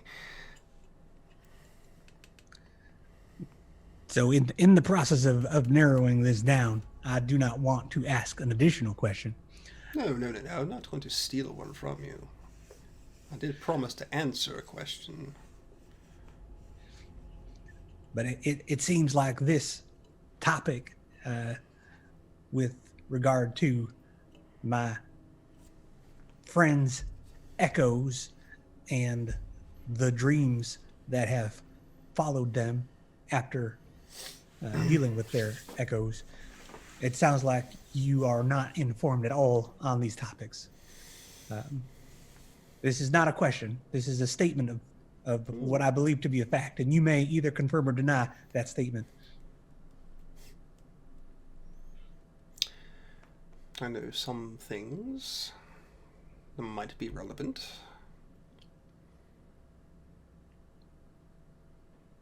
Not well versed in dreams, as you call it. Look, I'll give you this one for free. Some dreams, or should I say, the plane of dreams, which I'm sure you're well aware of. Some say it can be almost transitive, like the ethereal, the astral.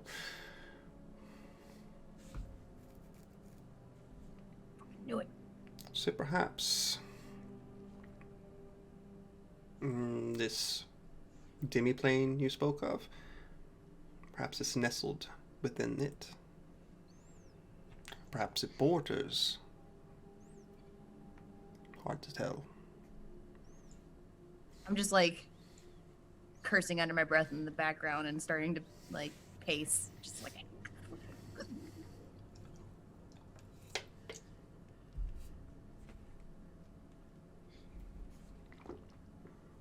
Seems you've all gotten yourselves in quite the pickle here, doesn't it? Hence the really general, vague questions. We don't really know what the best thing to ask would be. I'm sure you could tell that, though. Oh, most definitely.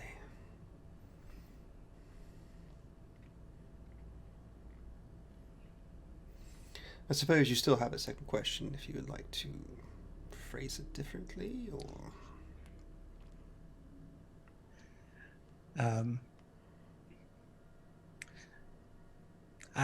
I don't believe we were given a time limit on these questions. Well, hold up. Can I confer with my group before we confirm that that is what we want to spend it on? Would you be all right with that? She plugs her ears. You're dull. Oh Can my gosh. can we just ask if she knows a way to keep the crap in the transient realm from taking effect on Colias in reality, so she doesn't, just so she can sleep? I would also like this trick, please, because I have a feeling that if it could. Yes, please. Like a blocker of some kind. That sounds like a good question.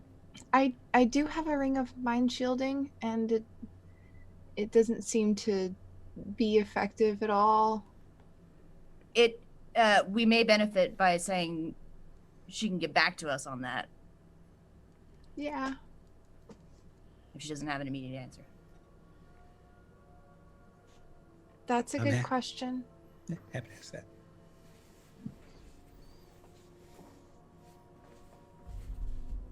Oh, yes. My lady, with regard to these dreams, they are quite disturbing and, as you can imagine, interrupt sleep of my friends.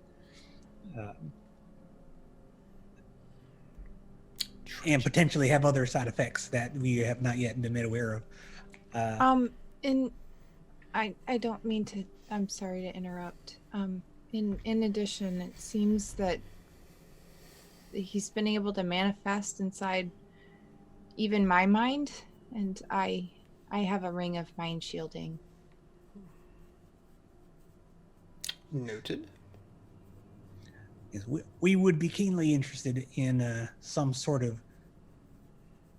solution that would prevent these disturbing dreams and intrusions on behalf of Goliath and these creatures that manifest themselves as regret. And if you know where that is, we would be very happy to learn that information. I could be an asshole and give you a simple question or a simple answer saying, just don't dream. But I suppose that's not really going to help you out in this, is it? Technically, that's what I said, but, you know. Brilliant minds we are. Have you... And I don't know quite as well since I'm not truly mortal. I heard your types have some control when you go off to this realm. Is that not incorrect? It's not incorrect. Yeah. If you don't want to be touched or have your mind messed with, then simply don't allow it. These are your dreams, are they not? Are you not the masters of this realm that you're in? No, I don't actually think so. I think Kahareth is actually the expert on that, though. I don't say so. He knows of the dream realm, but he does not sleep. There's a trick you can try. He sleeps, but...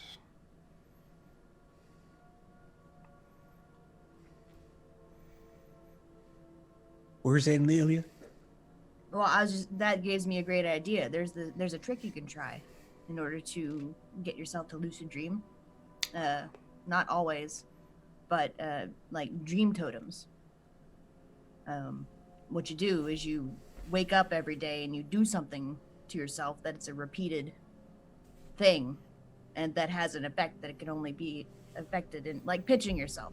It can only have actually like a real effect in real life. It's not pinching yourself for everybody. It's something that you know. Like for me, a lot of times in my dreams, my teeth fall out.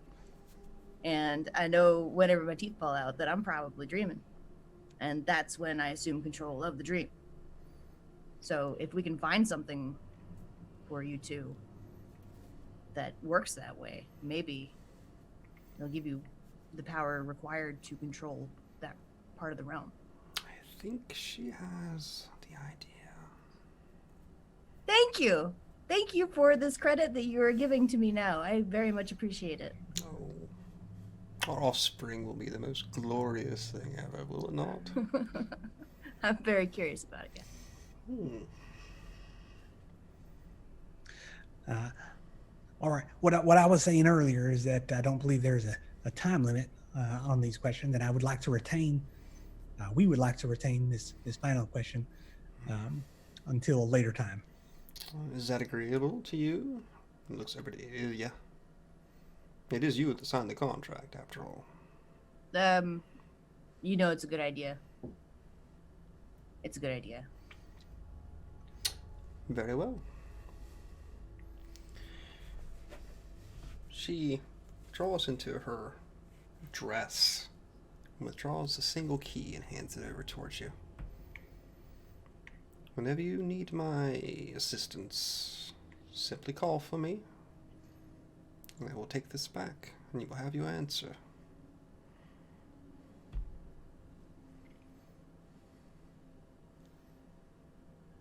So, unless someone wants to give me their spirit guide, or their eye, or their childhood, I suppose our business here is done for the day, is it not? It was an absolute absolute pleasure to be in your presence. I wish I could say the same for all of you.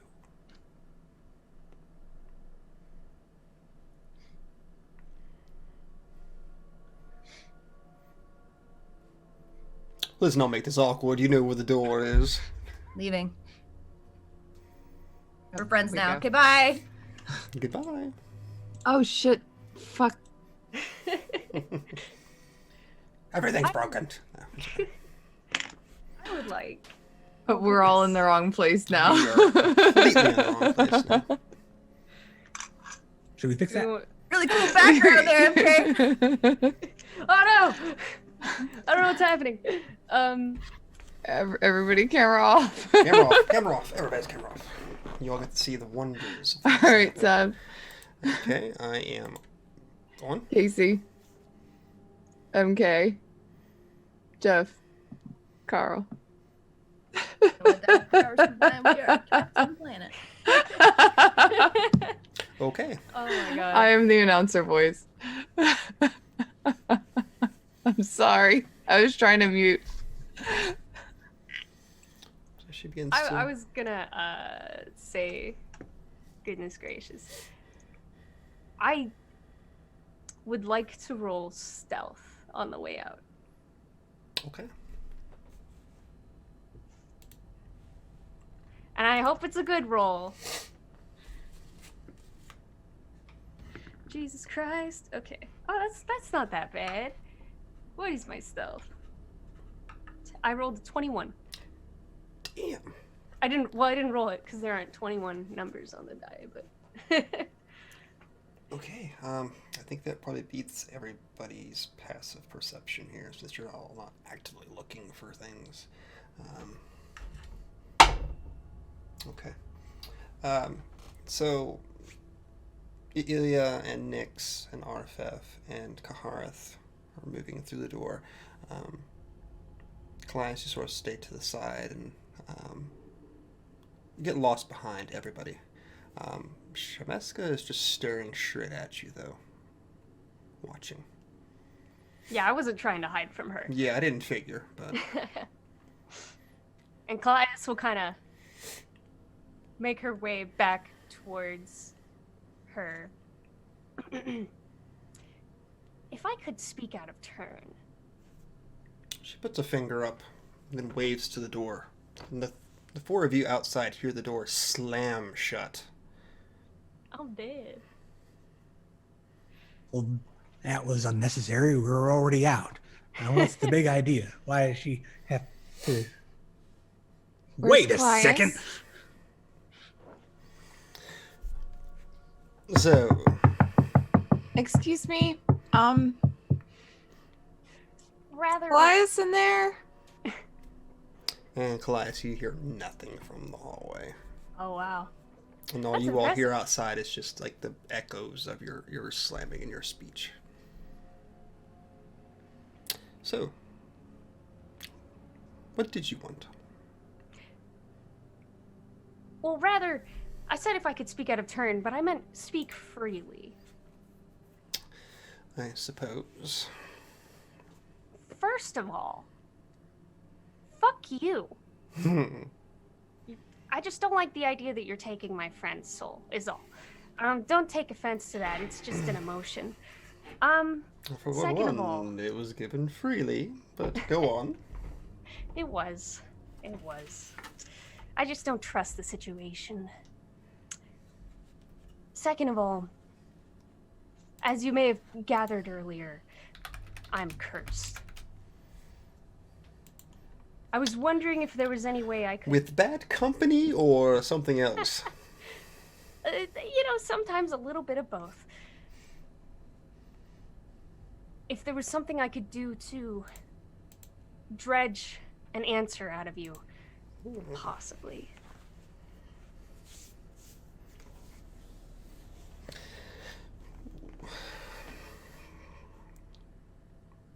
So you just want an answer for some burning question.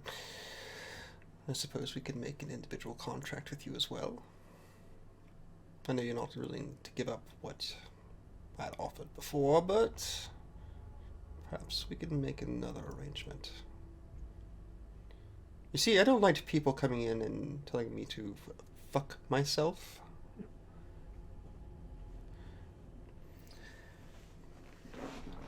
And if you weren't what you are, I'd probably have just destroyed you here. But I want you to do something for me in exchange for this answer. Go on. I want you to hurt one of your friends out there. Deeply. I don't care. Telling me you want... I'm pounding on the door. Open up! Let us in! Ilya, use the key! We gotta... She... Colias is like a dragonfly. You cannot predict her, nor can you control her. Can't you see this is all the trick? That Shemeshka trapped Colias against her will?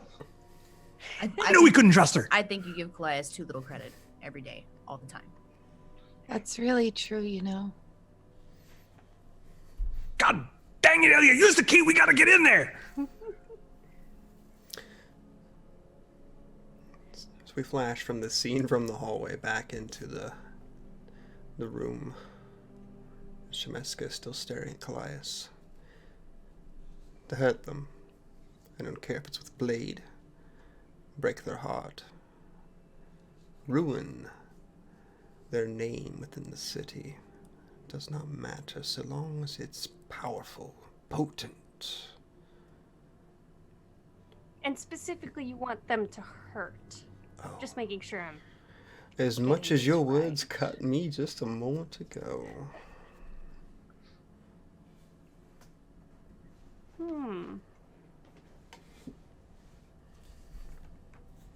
I've grown a little attached to them, but... sounds like fun. So you agreed to these terms? I guess. Okay.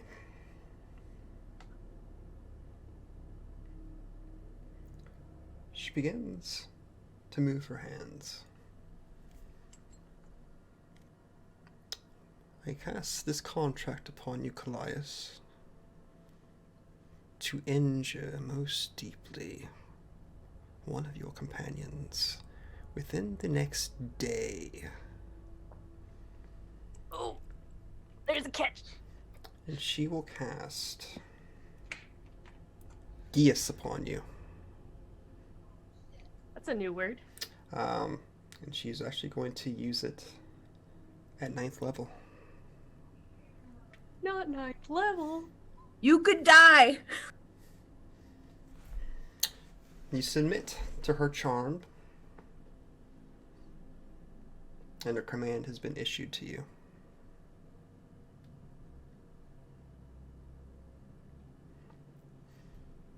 Now, what is your question, little one?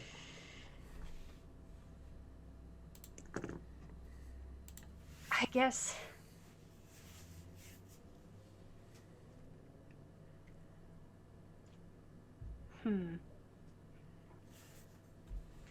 I was cursed a long time ago.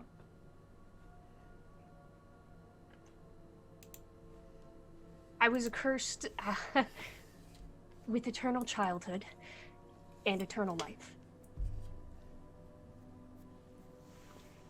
I was brought somewhere where my mother made a sacrifice, and I was cursed. But also blessed with great magical power. Would you know anything about that kind of stuff? Oh, I would know many things about that sort of stuff. Is that your real question? My real question is, do you know of any way to break the curse? That's what I thought. You see, I could have taken that from you so easily, but I know of only one hag that deals in such absolutes as this. Many of them claim to have the power, but there's one in particular, very well known across the multiverse, known to go into the prime material, even to make deals with your types. She goes by the name Rabble Puzzlewell.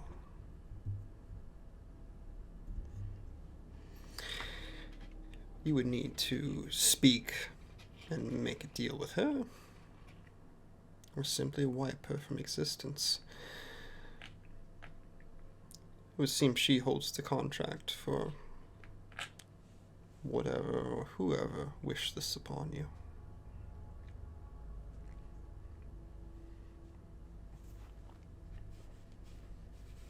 Is that all you know? I know many things, but you asked your question, so... And she kind of shuffles her feet and... Thank you. Look Kind of for the razor vine, forest little one. I'm sure somewhere out there somebody knows what that will mean. Raveled is known to make a home there.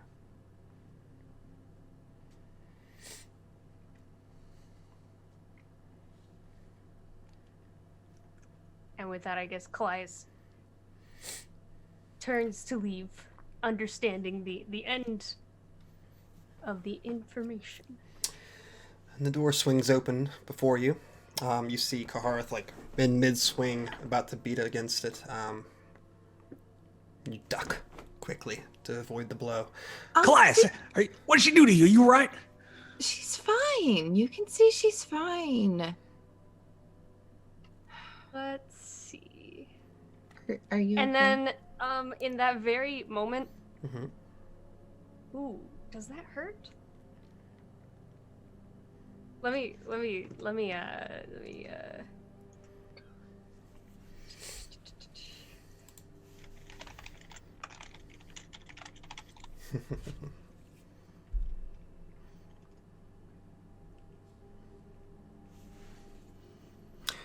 Yeah, that hurts. Okay. In that moment, Colias will point at Kahareth, right in front of, what's her face, and I'm going to cast Finger of Death on Kahareth. Okay. I mean, you know, if you gotta eat a frog, you might as well do it first thing in the morning. You can hear Casey's what on Karl's mic. How do you know Finger of Death? So is that a save, or is that just I die? I don't think it's just you die, but Oh, it's a Constitution yeah. save. I mean, you very well could die from this, but I hope you don't. It is called Finger of Death. I encourage you not to. I appreciate it. I appreciate the encouragement. I think that beats your DC, if I'm not mistaken. Yeah, 18. Okay, so you will take half of this damage. Should be 7d8 plus 30. Let's see if I do this right. I do it wrong every time I type it into the thing. It's /R? /R, space, 7d8, plus 30. Plus 30. Be glad that you saved, I guess. Oh, shit. So I'm standing there and I'm very concerned, looking over and seeing where Shemeshka is, and then I just fall unconscious. I cast Healing Word as a bonus action. Let's see here. Oh my gosh. Are you? Did it go over your hit point total? Yes. You are Oh, dead. dang. Oh my god. A humanoid killed by this spell rises at the start of your next turn as a zombie that is permanently under your control. What is your hit point total? 51? 51. Okay, you took half of that. So Yeah, you're not dead. Oh, Yeah, half of the. Okay, yeah, that was okay. you made your save. So. But it hurts. Yeah, it definitely hurts. So you took like, what, 27 points of damage? So this is like your big spell, correct, MK? This is I have spent all of Yeah. my spell slots. So there is a massive flash of just unbridled energy that erupts from Colias. And it's almost like one of the Super Saiyan moments, like see your hair fly back and power just unleashes from her. And the air instantly fills with this stench of decay and rot. Kahareth, you're struck by this black ray. Pours forth from her fingers. And you feel the flesh underneath your armor begin to grow cold. And your muscles stiffen under it. Steals your breath away instantly. And Colias' smoking body just drops to the floor before you. Can I swoop in and catch her? You can. Oh my gosh, what just happened? Am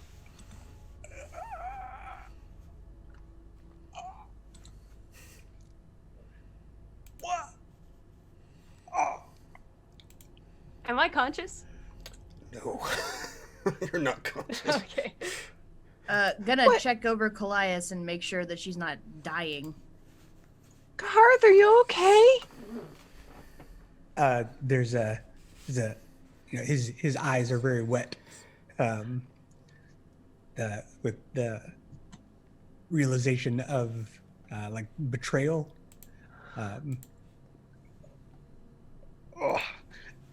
And he just starts. I mean, he's walking backwards, stumbling a little bit, and then he'll just turn around and walk away. I'm going to follow after him and make sure he's okay. Arphef's just been standing there, jaw dropped, and hasn't moved a single muscle yet. And you catch Colias' body, pulling it up from the cold stone. You see Shit. her chest rising and falling very shallowly.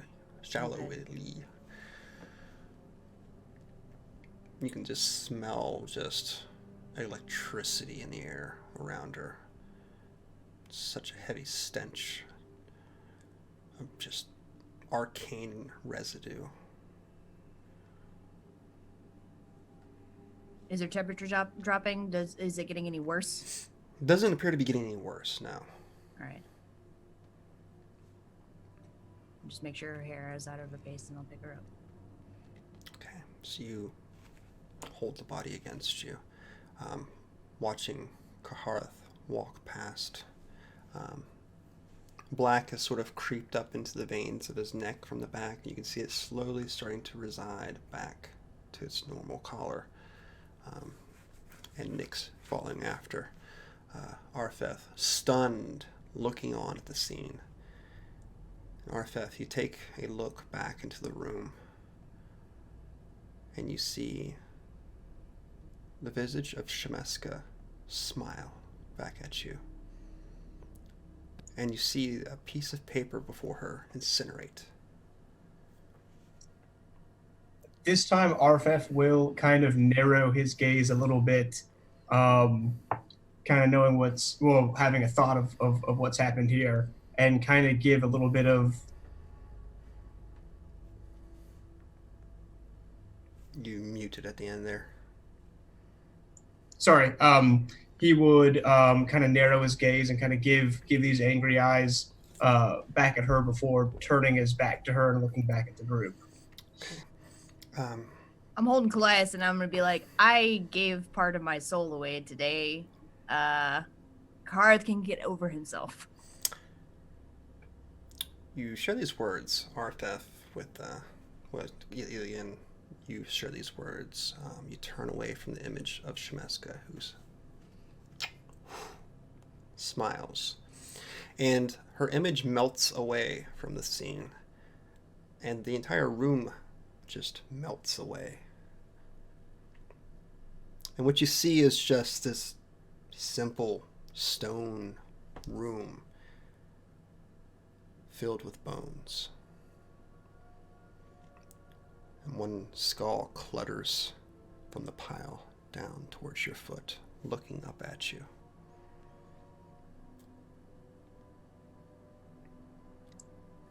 I hope to never be back in this place again. I kind of shake my head. At least you had the experience, I guess. And then I step on that skull as I leave. There's the crunch of a skull echoes down the hall. And the footsteps of Ilya clutching the unconscious body of Colias to her chest. And Arphef looking on in horror and disappointment, and really seeing for the first time the darker side of what lies in the city of Sigil. And that is where we'll end our session this evening.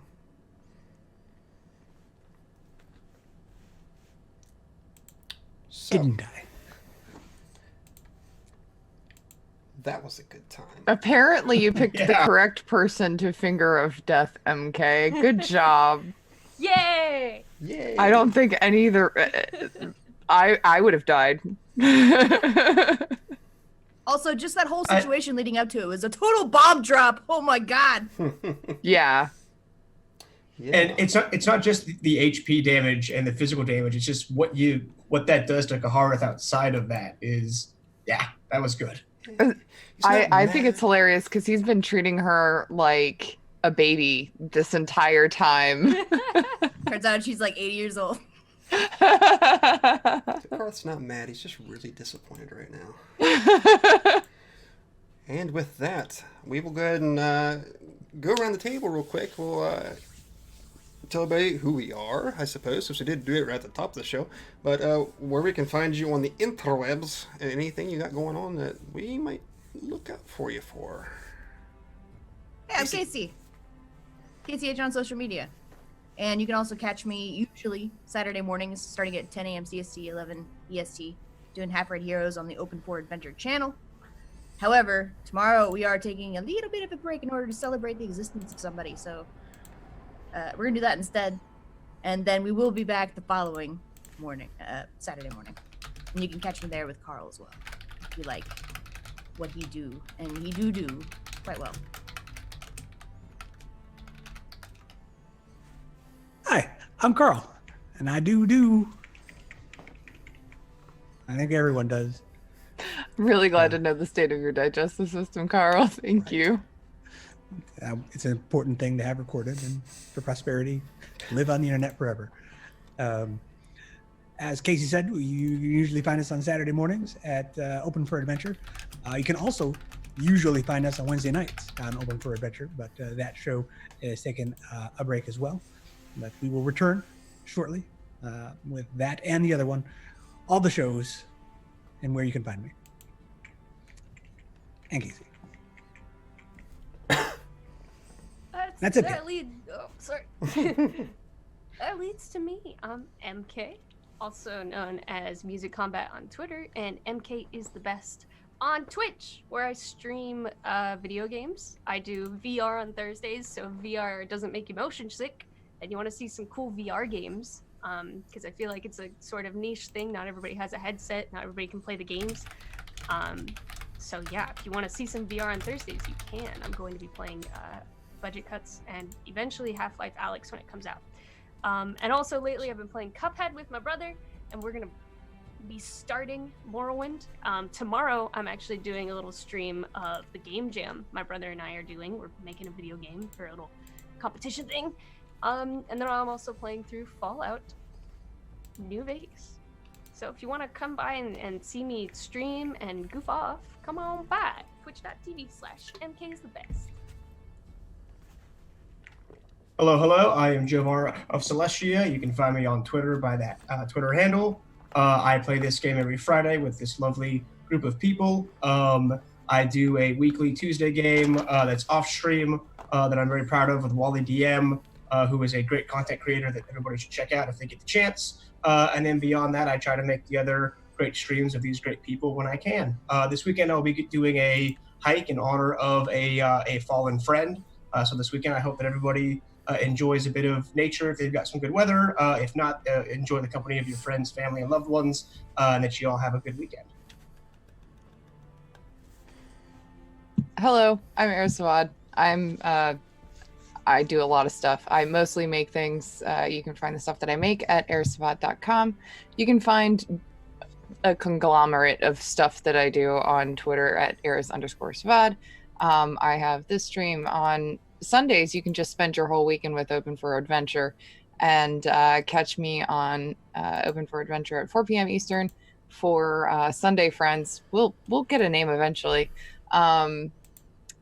Very different 5e stream. On Tuesday at 7 p.m. Eastern time, you can catch the premiere of Heim on Little Red Dots channel, which is an all ladies Vikings campaign with the shoot, my mind just went blank. Never mind. Anyways, it's going to be awesome. And on Thursdays at 8 p.m. Eastern time, you can catch me on Unmade Gaming's channel for Void, which is a Coriolis campaign. I think that's it. That's enough. Let's see. Can't do anything else. I think I'm done.